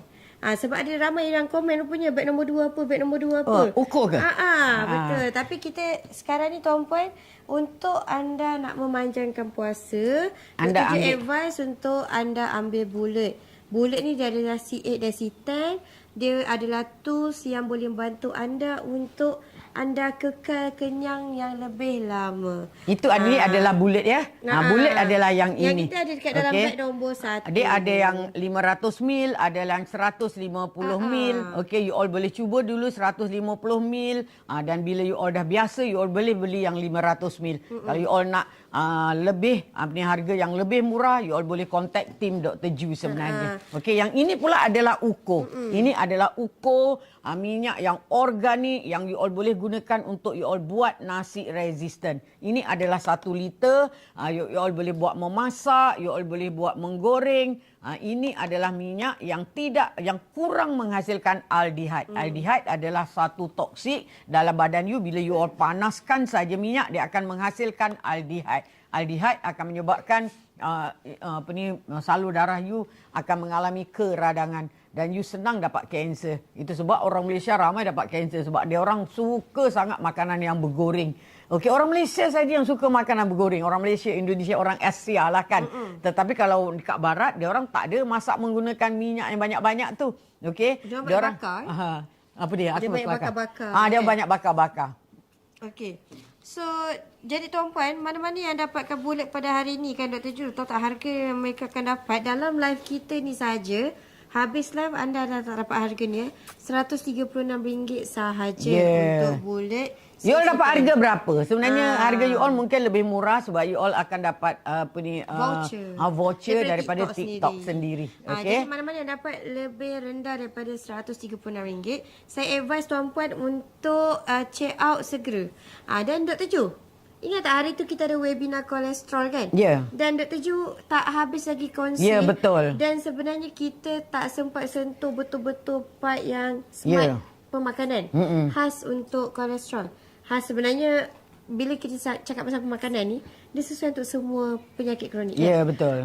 Untuk anda yang buat pembelian bulat pada hari ini, kita akan kita advise anda untuk buat pembelian bulat tu dan kita akan advise anda untuk ke kelas kolesterol.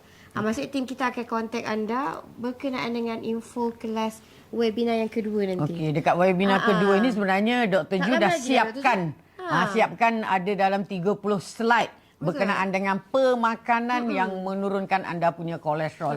Ada banyak dia orang tanya kan, apa saya nak makan doktor, macam mana nak turunkan saya punya kolesterol doktor, macam mana kolesterol saya dah tinggi doktor, apa saya nak buat doktor. Sebenarnya banyak selain daripada makan ubat. Sebab dengan makan ubat hanya menyebabkan anda kurang dapat daripada sakit jantung sebanyak 0.6% saja. Macam anda tak makan ubat. Lebih baik dan dia punya kesan samping dia is a lot. Lebih baik anda tak payah pun makan ubat itu sebab dia menurunkan penyakit jantung hanyalah 0.6% saja. Nanti Dr. Ju akan tunjukkan macam mana dia menurunkan kolesterol dan sebenarnya ianya adalah tidak baguslah sebab ia ada banyak side effect yang bagus-bagus untuk you all punya badan. Maknanya yang bagus-bagus diturunkan dan anda akan kolesterol juga diturunkan. Jadi anda rasa anda sudah pun berjaya menurunkan anda punya kolesterol, anda berjaya menurunkan anda punya kejadian untuk dapat sakit jantung, tetapi sebenarnya kejadian itu akan bertambah lagi banyak. Okey, sebab ada satu benda yang diturunkan oleh ubat kolesterol. Sebenarnya ubat kolesterol ada banyak. Yang satu lagi adalah ezetimibe. Ezetimibe adalah cara dia bertindak adalah dengan menurunkan you all punya absorption of food yang mengandungi kolesterol daripada dalam perut you. Sebenarnya absorption of food adalah bila makanan masuk ke dalam you all punya salur darah dan makanan itu akan pergi dekat you all punya lymph vessel. Sebenarnya kolesterol yang dalam makanan dia akan membentuk chylomicron tau. Dia akan dibungkus sebab kolesterol ni dia tidak larut pada lemak dan dia akan masuk ke dalam limfa anda dan kemudian dia akan dibawa ke dalam hati anda. Hati anda yang menyebabkan kolesterol anda meningkat. Jadi bukannya kolesterol daripada pemakanan. Jadi anda semua kena tahu semua benda ini. Anda kena dengar Dr. Ju punya penerangan tentang kolesterol. Okey. Dia akan diadakan tak lama lagi. Sebab itu hari Dr. Ju dah bercakap 2 jam tapi tak habis lagi. Sebab topik kolesterol is very big. Dr. Ju akan ulang sikit, kemudian Dr. Ju akan sambung dengan pemakanan untuk kolesterol. Dr. Ju dah siapkan dah, dia punya slide. Dah siap dah. Apa pemakanan untuk kolesterol. Sebenarnya dekat slide itu saja ada dalam 30 slide. Okey, tinggi sebenarnya dia punya penerangan about kolesterol ini. Okey. Hari tu Dr. Ju share 2 jam tuan-puan. 2 jam berkenaan dengan kolesterol. Itu pun dah ramai yang komen. Banyak sangat. Ya, betul. Sampai ada yang kata tak tahu nak absorb yang mana satu. Terlalu banyak yang Dr. Ju tak apa, share. Dr. Ju akan ulang sikit yang mudah. Bagi dia mudah sikit. Kemudian Dr. Ju akan sambung dengan pemakanan untuk kolesterol. Anda beli bulet ini pada hari ini. Okey, dengan harga istimewa. Anda akan dimasukkan kat dalam webinar itu. Webinar itu akan dibagi tahu bila waktunya oleh tim Dr. Nanti Ju. tim kita akan hubungi tuan-puan. Satu-satu nombor. Jangan risau.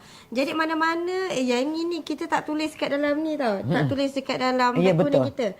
Tapi tuan-puan, saya rasa rugi kalau mereka tak join. Jadi hari ni Dr. Ju nak bagi hadiah dekat anda yang buat pembelian hari ni. Bulet C8 C10, mana-mana botol yang anda dapatkan sama 150ml ataupun yang 500ml, anda dapat masuk ke webinar kolesterol yang nombor 2, 2.0. Yang mana yang itu Dr. Ju akan menjelaskan tentang protokol pemakanan yang bukan saja sesuai untuk kolesterol, tapi untuk kalau anda buat tu, insya-Allah penyakit kronik anda yang lain pun boleh drop juga. Boleh dibantulah untuk rawat. Okey. Jadi mana-mana nak dapatkan boleh tekan dekat dalam beg kuning kita yang nombor 1. Okey. Itu adalah bulet C8 dan C10. Ada yang komen kat sini Dr. Ju, bulet tu minyak masak ke? Mungkin Dr. Ju boleh share pula yang ini. Okey, bulet adalah ekstrak daripada minyak ukur. Okey, minyak ukur ada C8, C10, C12, C14, C18. Maknanya dia ada banyak C. Maknanya C itu adalah karbon. Maknanya minyak ini mengandungi banyak karbon. Okey, maknanya karbon itu adalah yang membentuk minyak tersebut. Okey, tetapi bulet adalah hanya C8 dan C10 saja. Maknanya karbon dia pendek-pendek sahaja. Okey, jadi bulet ini bila kita makan dia akan melangkau, dia tidak menggunakan bile salt kita, tidak menggunakan hempedu kita untuk dipecahkan. Sedangkan yang ini dia menggunakan hempedu kita untuk memecahkan benda yang panjang itu. Okey, dan bulet bila kita makan saja dia melangkau fungsi hempedu, dia terus masuk ke dalam hati kita dan dia akan diabsorb masuk ke dalam salur darah kita dan dia masuk ke dalam hati kita. Sebenarnya bulet adalah medium chain triglyceride, adalah satu minyak yang mengandungi hanya C8 dan C10 saja, yang menyebabkan perut anda bila dia masuk ke dalam perut anda, masuk dalam salur darah anda, dia akan menstimulat anda punya pengeluaran hormon. Hormon itu adalah hormon yang menyebabkan anda kenyang lama. Maknanya hormon tu bila meningkat akan stimulat anda punya otak dan dia akan menyebabkan block you punya appetite. Maknanya you punya kenyang. You punya you punya rasa lapar. You punya appetite selera. Dia akan block you all punya selera makan. Okey, dan bila dia meningkat dia block you punya selera makan dan you tak nak makan. You nampak benda-benda pun you tak nak makan. Itu adalah kebaikan bulet. Kebaikan bulet yang kedua, dia adalah umpama Monjaro. Umpama juga dengan pil-pil, injection yang all gunakan untuk menahan lapar you. Ozempic. Okey, ya. Okey, tapi kita tak boleh sebutkan. Itu nama brand dia. Itu nama brand. Okey, jadi you all jangan ambil injection itu, sebab injection itu akan menyebabkan you all akan rasa kenyang lama. Tapi lepas anda tak injek, anda akan lapar. Tetapi bulet, dia bukan sahaja menyebabkan anda kenyang lama. Dia ada efek yang lain. Yang kedua adalah efek dia adalah menyebabkan otak anda akan sangat fokus. Okey, depression anda akan hilang. Okey, anxiety anda akan hilang dan anda akan jadi lebih pandai, lebih cerdik. Cognitive function anda akan lebih efektif. Itu adalah guna kedua guna kedua C8 dan C10. Yang ketiga, C8 dan C10 juga boleh masuk ke dalam usus anda dan boleh membentuk ketones. Ketones akan menjadikan badan anda menggunakan ketones sebagai tenaga, menggantikan gula sebagai tenaga. Okey, maknanya ketone akan masuk ke dalam hati anda dan dia akan membentuk tenaga dan tenaga itu digunakan oleh otak anda. Tenaga itu adalah sangat-sangat efektif untuk otak anda. Sebab tu bila kita menggunakan bulat, kita akan rasa sangat bertenaga, kita tak akan mengantuk, kita akan hilang stres, kita akan lebih pandai, lebih fokus, dan bulat you boleh beri kepada mak-mak you, anak-anak you, okey, yang berumur yang dah tua kan, dia akan lambat jadi nyanyuk, okey, dan dia akan menghalang daripada dia jadi nyanyuk, okey. Dan bulat juga you all boleh bagi pada anak-anak you yang ada autism, jadi mereka boleh belajar dengan sangat fokus, okey. Itu adalah bulat. Dan minyak ukur ni pula adalah minyak yang semula jadi.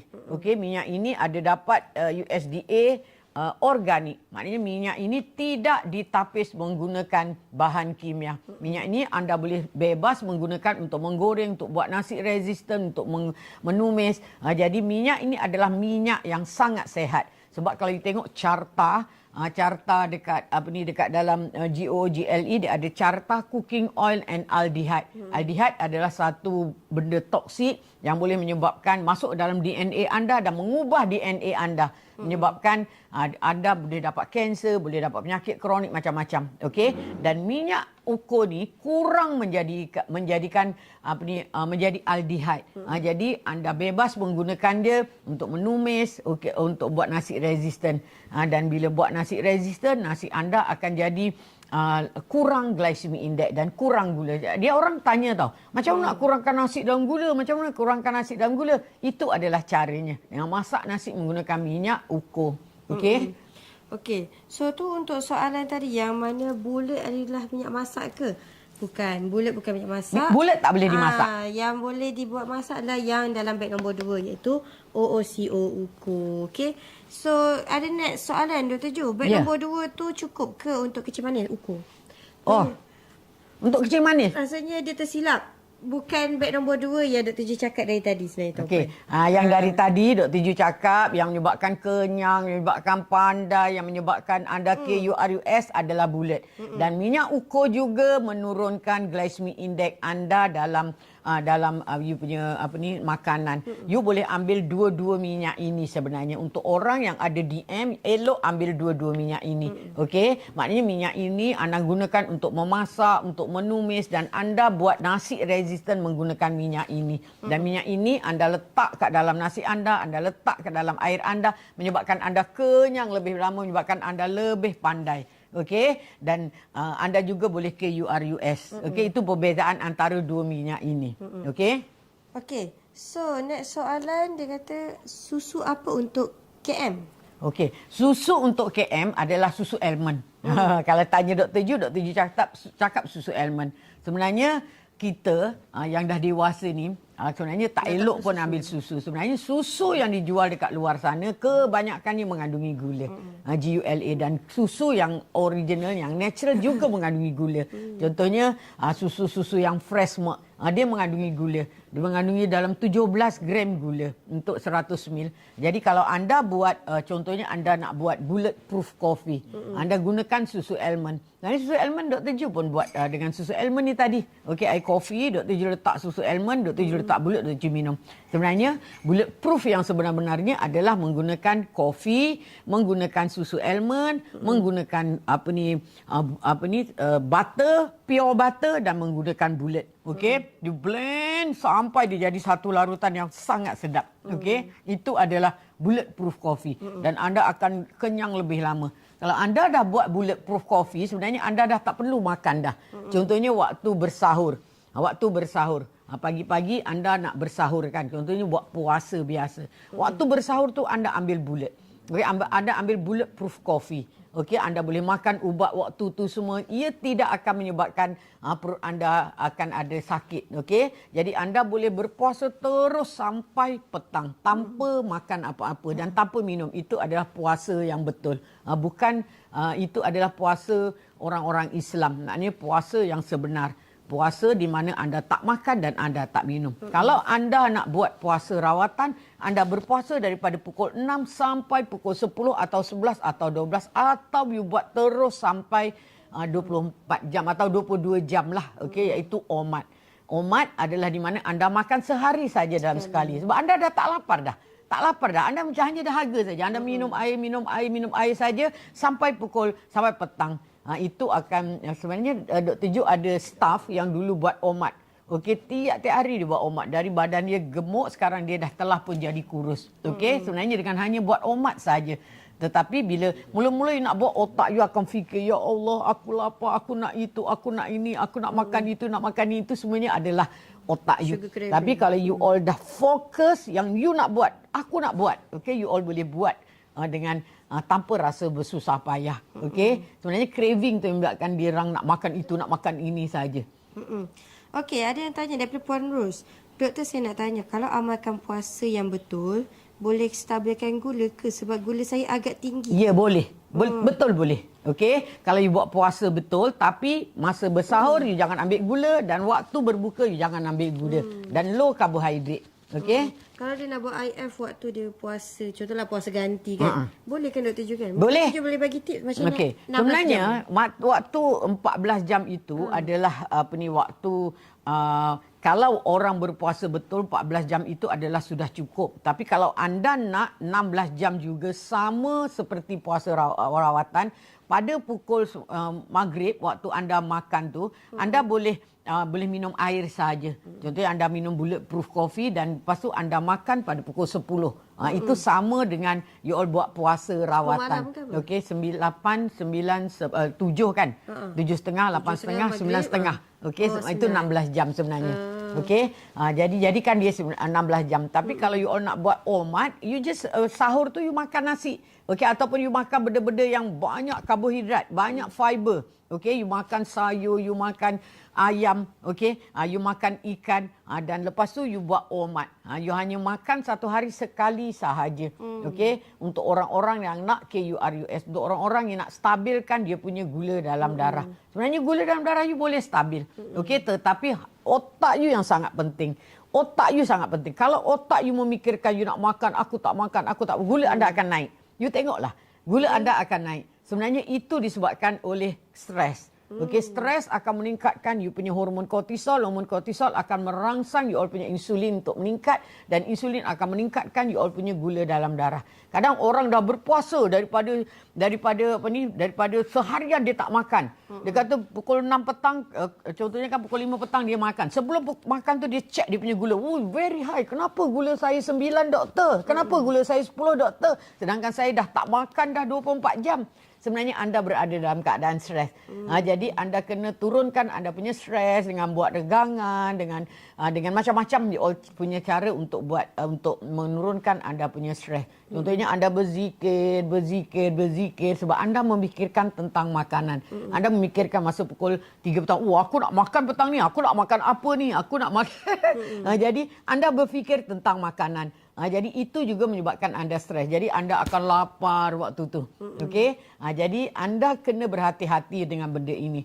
Jadi sebenarnya stres yang menyebabkan gula dalam darah anda meningkat. Lagi satu adalah disebabkan oleh masalah usus. Mikrobiom anda tidak seimbang. Okey, maknanya bakteria baik dengan bakteria jahat anda tidak seimbang. Maka usus anda akan ada leaking. Okey, leaking dekat usus anda. Okey, maka makanan yang anda makan tu akan leaking ke dalam salur darah. Yang ini juga akan menyebabkan anda akan dapat masalah stres ini. Jadi ini juga menyebabkan gula dalam darah anda meningkat. Jadi perkara-perkara yang seperti mikrobiom, seperti stres, contohnya anda tak cukup tidur. Malam tadi anda tak cukup tidur. Anda tak makan tapi anda tak cukup tidur. Tak cukup tidur juga adalah satu stres. Lagi stres. Bila anda bangun pagi, ya Allah aku malam tadi tak tidur. Tapi cuba you bangun pagi, malah you tak tidur satu hari malam, you bangun tadi, you relax saja. You happy-happy, you solat, dia tak akan stres. Sebenarnya kadang-kadang kita tak boleh tidur kan. Tapi Dr. Ju bangun juga, Dr. Ju buat solat-solat semua kan. Sebenarnya kita tak ada stres pun. Kita tak ingat pun malam tadi kita tak tidur. Agaknya malam tadi aku tidur ke tidak, kita pun tak tahu. Sebenarnya kita tak tidur malam tadi. Sebenarnya bila kita tak memikirkan soal tu, stres dalam badan kita akan hilang. Dan you buat kerja lah. Janganlah you menunggu makan sahaja. Okay, you menunggu makan, menunggu waktu bila you nak makan. Itu yang buat je stres tuan-puan. Okey, ada yang tanya kat sini. Sekarang doktor nak tanya, ada tak produk yang untuk umur 6 tahun sembelit najis keras? Okey, itu sebenarnya adalah disebabkan pemakanan dia. Disebabkan pemakan dia. 6 tahun, Jadi kalau 6 tahun tu you ambil je lah dekat ujung sudu sikit, you masukkan dalam air 1 gelas, you suruh dia minum. 6 tahun kan mana dalam cawan sikit lah kan, masukkan psyllium khas sikit saja, ujung sudu sikit saja ke dalam air tu suruh dia minum. Psyllium khas. Psyllium khas. Okey, ataupun maknanya senang saja. You bagi dia minyak bulat ni pun dia boleh berak nanti. Okey, senang saja. Nah, you bagi minyak bulat, Tapi you dia bagi ada minyak amount dia kan, ukur. Dr. Jo? Amount dia setitik 2 titik saja. 2 titik Okey, je. 6 6 tahun. 6 Oh, 6 tahun boleh 5 setengah titik ke? pun tak ada benda. Okey. Okey. Next, dia kata, kenapa doktor marah saya sebab tak makan ubat kolesterol? Sebab doktor, maafkan doktor tu. Sebab doktor tu Tak tak tahu. tahu. Kebanyakan doktor tidak tahu. Tak ada ilmu sebagaimana yang Dr. Ju ada. Sebenarnya mereka ikut perubatan moden. Perubatan moden, dia orang nak DUIT. Okey, jadi sebab kerajaan semua kan telah deal dengan diorang. Diorang membeli ubat tu dengan diorang. Okey, jadi kalau diorang putuskan ubat tu, maka diorang akan rugi berbilion-bilion. Jadi ini juga akan menyebabkan kerajaan juga rugi. Sebenarnya you all adalah menjadikan kolesterol ni adalah duit yang terbanyak untuk Malaysia. Okey, keuntungan yang banyak untuk Malaysia. Sebenarnya ubat kolesterol ni kalau Dr. Ju tanya sendiri. Itu hari ada orang datang kat rumah Dr. Ju, 2 orang farmasi, dia kata kolesterol saya meningkat sampai 6. Umur dia baru 30-an. 30 tahun. Saya kata, kenapa you tanya kenapa kolesterol meningkat? Kenapa you tanya macam mana nak turunkan kolesterol? Kenapa tak tanya kenapa kolesterol meningkat? You makan macam-macam, macam mana kolesterol you tak meningkat? Sebenarnya you kena tanya, apa yang aku buat yang menyebabkan kolesterol aku meningkat? Sebenarnya you makan macam-macam. You mungkin you punya darah banyak sangat keradangan, you punya darah banyak sangat berlakunya insulin resistant. Mungkin you ada makan banyak sangat produk yang yang ultra processed menyebabkan you punya badan meningkatnya kolesterol dekat badan you. Tapi dia tak buang benda tu, tapi dia nak makan ubat. Makan ubat saja buat apa? Hanya makan ubat hanya menurunkan kolesterol, tetapi dia membuang juga coenzim Q10 yang ada dalam badan you. Dia akan menjadi lebih teruk. Sebab coenzim Q10 diperlukan oleh sel kita, especially sel-sel jantung kita untuk dia bekerja dengan kuat. Coenzim Q10 akan membuat tenaga untuk jantung kita mengepam. Jadi bila tenaga tak kuat, walaupun salur darah kita tak tersumbat, maka jantung you akan rosak juga pada suatu hari nanti. Okey, lebih baik you buat ikut saja cakap Dr. Ju. Okey, ikut saja cakap Dr. Ju. Okey, jadi lagi sekali saya nak ingatkan tuan-puan mana-mana nampak live kita hari ni. Saya nampak tadi ada add to cart kita punya bulat. Jadi hari ni anda akan dapat bulat dengan harga RM136 Dr. Ju. Ya. Dalam live ini sahaja boleh tekan dekat dalam beg kuning dan kita advise untuk anda check out terus. Sebab hari ni pada siapa yang dapatkan bulat, Dr. Ju nak bagi anda akses ke webinar kita yang nombor 2, webinar kolesterol. Alang-alang tu ada yang tanya dekat sini. Bukan tanya, dia kata thank you sharing maklumat tentang kolesterol hari tu. Maksudnya dalam live kita ni ada yang daripada webinar kolesterol kita. Jadi saya advise tuan-puan, mana yang dah join yang kali yang lepas, anda masuk ke webinar yang nombor 2 ni. Nombor 2. Sebab tak rugi pun. Banyak yang anda akan dapat sebenarnya nanti. Okey, ada yang tanya dekat sini. Kenapa... Sekejap. Okey, bulat boleh naikkan CoQ10 tak, Dr. Ju? Tak. Bulat tak akan naikkan CoQ10. Because bulat bukannya CoQ10. Nak naikkan CoQ10 sebenarnya you makan CoQ10. Yang elok sekali kalau you all berhenti saja statin dan you ambil coenzim Q10. Coenzim Q10 ada dia punya suplemen. Dia khas suplemen coenzim Q10. Okey. Coenzim Q10 dikeluarkan oleh jantung kita, sel-sel jantung kita, oleh sel salur darah kita, oleh sel otot kita. Jadi bila coenzim Q10 diblok pengeluarannya, kita akan dapat masalah. Okey, dan bila makan ubat statin akan blok pengeluaran coenzim Q10. Jadi badan kita akan letih, lesu, tak bertenaga, otot-otot kita akan sakit-sakit, okey, dan kita akan hilang, maknanya kita akan dapat brain fog. Okey, dan maknanya kita tak boleh fokus. kita akan kebas-kebas tangan kita. Itu semuanya adalah disebabkan oleh statin yang kita ambil. Kadang-kadang you all ada masalah diabetes. Jadi doktor bagi anda statin. Jadi anda ada kebas tangan. Jadi tanya Dr. Ju. Dr. Ju kata of course itu adalah puncanya adalah because diabetes you terlalu tinggi. Okey, sebenarnya you kebas tangan tu banyak puncanya. Pertama, you all ambil ubat yang meningkatkan paras insulin. Insulin juga adalah toksik untuk you punya urat saraf dekat tangan you. Yang kedua, gula dalam darah you tinggi. Bila gula tinggi, gula akan memblok you punya salur darah yang bagi makan you all punya urat saraf dekat tangan you. Okey, menyebabkan you kebas-kebas. Yang ketiga, sebab you ambil ubat statin. Statin akan menyebabkan kolesterol akan membuat dinding sel dalam badan you. Dinding sel akan mengalirkan mengalirkan urat saraf tu kan. Dia bagi input daripada otak pergi dekat bujung tangan kita. Okey, jadi bila dia diblok, jadi input itu tidak akan sampai ke ujung tangan kita dan tangan kita akan kebas-kebas.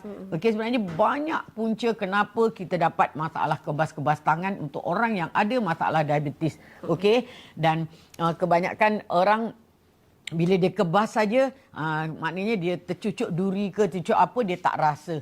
Maka lama-lama kaki dia bengkak, kaki dia bernanah, dan lama-lama kaki dia kena potong. Sebenarnya salahnya salah siapa? Kadang-kadang salahnya sebab you all tak ada ilmu. You all tak ada ilmu sangat. Okey, maknanya you all tak dibagi ilmu macam mana supaya kaki you tak kebas, supaya kaki you tak dapat jangkitan kuman. Okey, itu adalah yang penting. Yang penting sekali adalah ilmu. Ilmu untuk you mengontrol you punya gula dalam darah, ilmu untuk you kawal you punya kolesterol dalam darah, ilmu untuk supaya you all boleh hidup dengan tidak ada komplikasi daripada penyakit. Maknanya you all tak akan dapat penyakit kronik seperti sakit jantung, sakit stroke, sakit buah pinggang, sakit hati anda. Sebenarnya benda tu adalah related. Related antara satu sama lain. Contohnya bila hati anda bengkak, hati anda ada masalah fatty liver. Fatty liver disebabkan oleh gula. Gula pula disebabkan oleh fruktos. Fruktos datang daripada pelbagai sos. Fruktos datang daripada makanan yang ultra proses, menyebabkan hati anda berlemak. Bila hati anda berlemak, hati kita memproses 400 daripada apa yang berlaku dalam badan kita diproses dalam hati kita. Jadi bila hati kita rosak, hati kita tak dapat memproses benda-benda itu. Jadi macam-macam penyakit kronik yang kita dapat. Maknanya kita dapat diabetes, kita dapat penyakit jantung, kita dapat macam-macam. Sebenarnya satu penyakit adalah berkaitan antara satu sama lain. Okey, jadi kalau anda ada fatty liver, tak heranlah kalau anda juga ada masalah chronic kidney disease, masalah stroke, masalah heart disease, semuanya berkaitan. Kalau anda ada sakit jantung contohnya kan, anda buat stent. Okey, anda buat stent. Ya, betul anda buat stent. Okey, tetapi ada tak you menghilangkan daripada punca berlakunya penyumbatan salur darah dekat jantung? Okey, itu adalah sangat-sangat penting. Itu adalah satu topik lagi yang Dr. Ju boleh ceritakan nanti pada satu hari. Kenapa jantung anda tersumbat dan macam mana cara nak mengelakkan daripada jantung tersumbat, apa kena-mengena jantung dengan hati, dengan buah pinggang, dengan otak, semuanya adalah satu. Okey, kalau anda ada diabetik, anda membawa kepada semua penyakit-penyakit lain. Penyakit kidney disease, penyakit stroke, penyakit hati anda ada berlemak, penyakit jantung, semuanya berkaitan antara satu sama lain. Tetapi punca utama adalah disebabkan gula tinggi dalam darah. Gula tinggi dalam darah bukan hanya disebabkan oleh gula yang you makan, tapi disebabkan oleh karbohidrat dan juga ultra processed food. Okey? So yang itu Dr. Ju akan share lebih lanjut dekat dalam webinar yang nombor 2 berkenaan dengan smart eating kan Dr. Ju. Smart eating yang mana anda bila anda masuk dalam webinar tu anda akan belajar pelbagai macam-macam lah berkenaan dengan kita kata makanan. Okey, kemudian saya rasa mungkin boleh ambil last soalan kat sini. Dia kata sekejap berkenaan dengan bulat tadi saya nampak. Oh, ada 2 soalan bulat. Yang pertama sekali dia kata bulat boleh kurangkan angin-angin dalam badan ke? Angin-angin adalah disebabkan usus you ada masalah.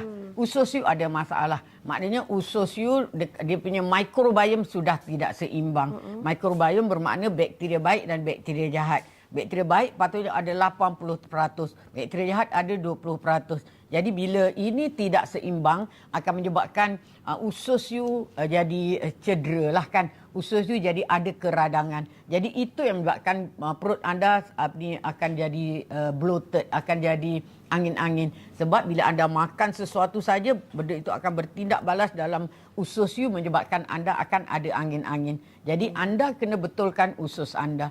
Cara nak betulkan macam mana? Salah satu caranya adalah dengan berpuasa. Dengan anda berpuasa. Tapi ada susah nak berpuasa. Susah sangat nak berpuasa. Especially lelaki. Sedangkan Islam menyuruh kita berpuasa at least 3 hari sebulan. Tapi anda walau sehari pun anda susah nak berpuasa. Ini pula hanya puasa rawatan sahaja. Puasa rawatan tak ada dalam Islam. Puasa rawatan adalah puasa di mana anda boleh minum air. Puasa rawatan pun anda tak boleh buat. Cuba anda buat puasa rawatan. Masalah angin-angin anda akan hilang. Sebab anda makan. Tak berhenti makan. Itu sebab masalah angin-angin anda tidak akan hilang. Lagi, soalan kedua apa? Soalan yang kedua, ibu mengandung boleh ambil bulat? Boleh. Ibu mengandung, kalau you all tak nak, RBSU, RBSU tinggi, maknanya you kena buat minum gula semua, you kena buat puasa rawatan. Okey, sebenarnya puasa rawatan tidak menyebabkan you all akan lapar, tidak menyebabkan anak you tak membesar. Itu adalah mitos semata-mata. Sebenarnya you all boleh buat puasa rawatan, you tetapkan bila masa you all nak makan. You all tetapkan bila masa. Contoh you makan hanya pada pukul 5 dan pukul 6 you berhenti, dan you makan balik pada pukul 10. Untuk melamakan itu, untuk supaya you tak lapar, supaya you tak ada craving pada makanan, you ambil saja bulat. Bulat you boleh ambil untuk mengurangkan you rasa lapar. Bulat mengurangkan you rasa lapar. Kalau you all tak nak OBESE waktu you all mengandung, you ambillah bulat. You ambil saja bulat. Okey? Bulat you boleh minum pada petang pukul 5, 1 sudu pagi, dan tengah hari minum lagi 1 sudu. Okey? Itu akan menyebabkan you punya badan tidak akan OBESE. Okey? Okey, so saya nampak ramai yang komen berkenaan dengan kolesterol kat sini. Ada dalam 3-4 komen jugalah yang bertanya berkenaan dengan kolesterol, ubat kolesterol. Ada yang kata makan ubat kolesterol telinga rasa pekak. Ada yang jangan makan kolesterol. Ada yang cakap berkenaan dengan ikut you lah. Adakah jumlah ini tinggi kolesterolnya. Jadi tuan-puan, yang mana yang tanya berkenaan kolesterol, saya nak buat pengumuman lagi sekali. Dr. Ju akan adakan satu webinar yang mana Dr. Ju kongsi berkenaan dengan smart eating khas untuk kolesterol. Yang mana dalam webinar tu, Dr. Ju akan recap semula yang topik webinar pertama pada 2 minggu lepas, tak silap saya. Iaitu Dr. Ju share berkenaan dengan kolesterol. Jadi pada webinar yang kita akan umumkan tarikhnya, mungkin esok ke bila kita akan bagi tahu semula, kita akan share berkenaan dengan apa makanan khas untuk kolesterol. Okey, jadi mana-mana yang dapatkan bulat hari ini, saya nak ucapkan tahniah kepada anda. Anda akan dimasukkan ke dalam kita punya webinar khas untuk kolesterol. Tapi mana-mana yang mungkin tengah masih lagi rasa ragu-ragu ke nak beli, ada yang nak tanya suami dulu, ada yang nak tanya anak dulu, tak apa. Mungkin nanti Dr. Ju akan share, itu Dr. Ju sendirilah yang mungkin akan buat next live ke dan sebagainya. Pastikan tuan-puan buat pembelian dekat dalam live sahaja.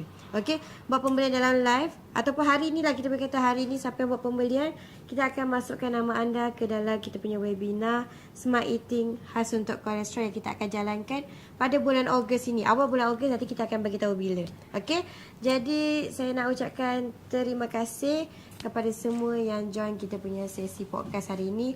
Ikutkan topik hari ini tuan-puan kan, kita cakap berkenaan dengan gula. Tadi awal-awal Dr. Ju dah share dah. Nah, kalau saya recap balik, ada beberapa teknik yang anda boleh buat untuk anda rawat masalah sugar craving. Dan gula bukan sahaja gula pasir putih. Tadi Dr. Ju dah share, ada macam-macam. Yang hidden sugarnya daripada pelbagai nama, yang big block of sugarnya lain kan. Kita panggil itu sugar complex kan. Dan cara-cara anda nak rawat masalah sugar craving ni, yang pertama sekali tadi, anda boleh buat cold turkey method. Yang kedua, anda ubah mindset anda.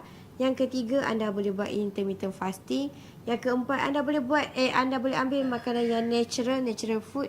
Dan yang kelima, anda ambil bulat sebagai tools untuk anda rawat masalah sugar craving anda. Yang mana bulat ni boleh bantu untuk activate kita punya hormon kenyang. Yang mana anda akan kenyang yang lebih lama dekat situ. Okey, jadi Pada yang menonton hari ini, kita nak ucapkan lagi sekali terima kasih. Pastikan ilmu yang Dr. Ju share dekat anda hari ini, anda kongsikan kepada rakan-rakan dan juga ahli keluarga anda. Semoga pahala tu bukan mengalir kepada Dr. Ju sahaja, tetapi mengalir kepada anda juga. Jadi pahala jariah dekat situ.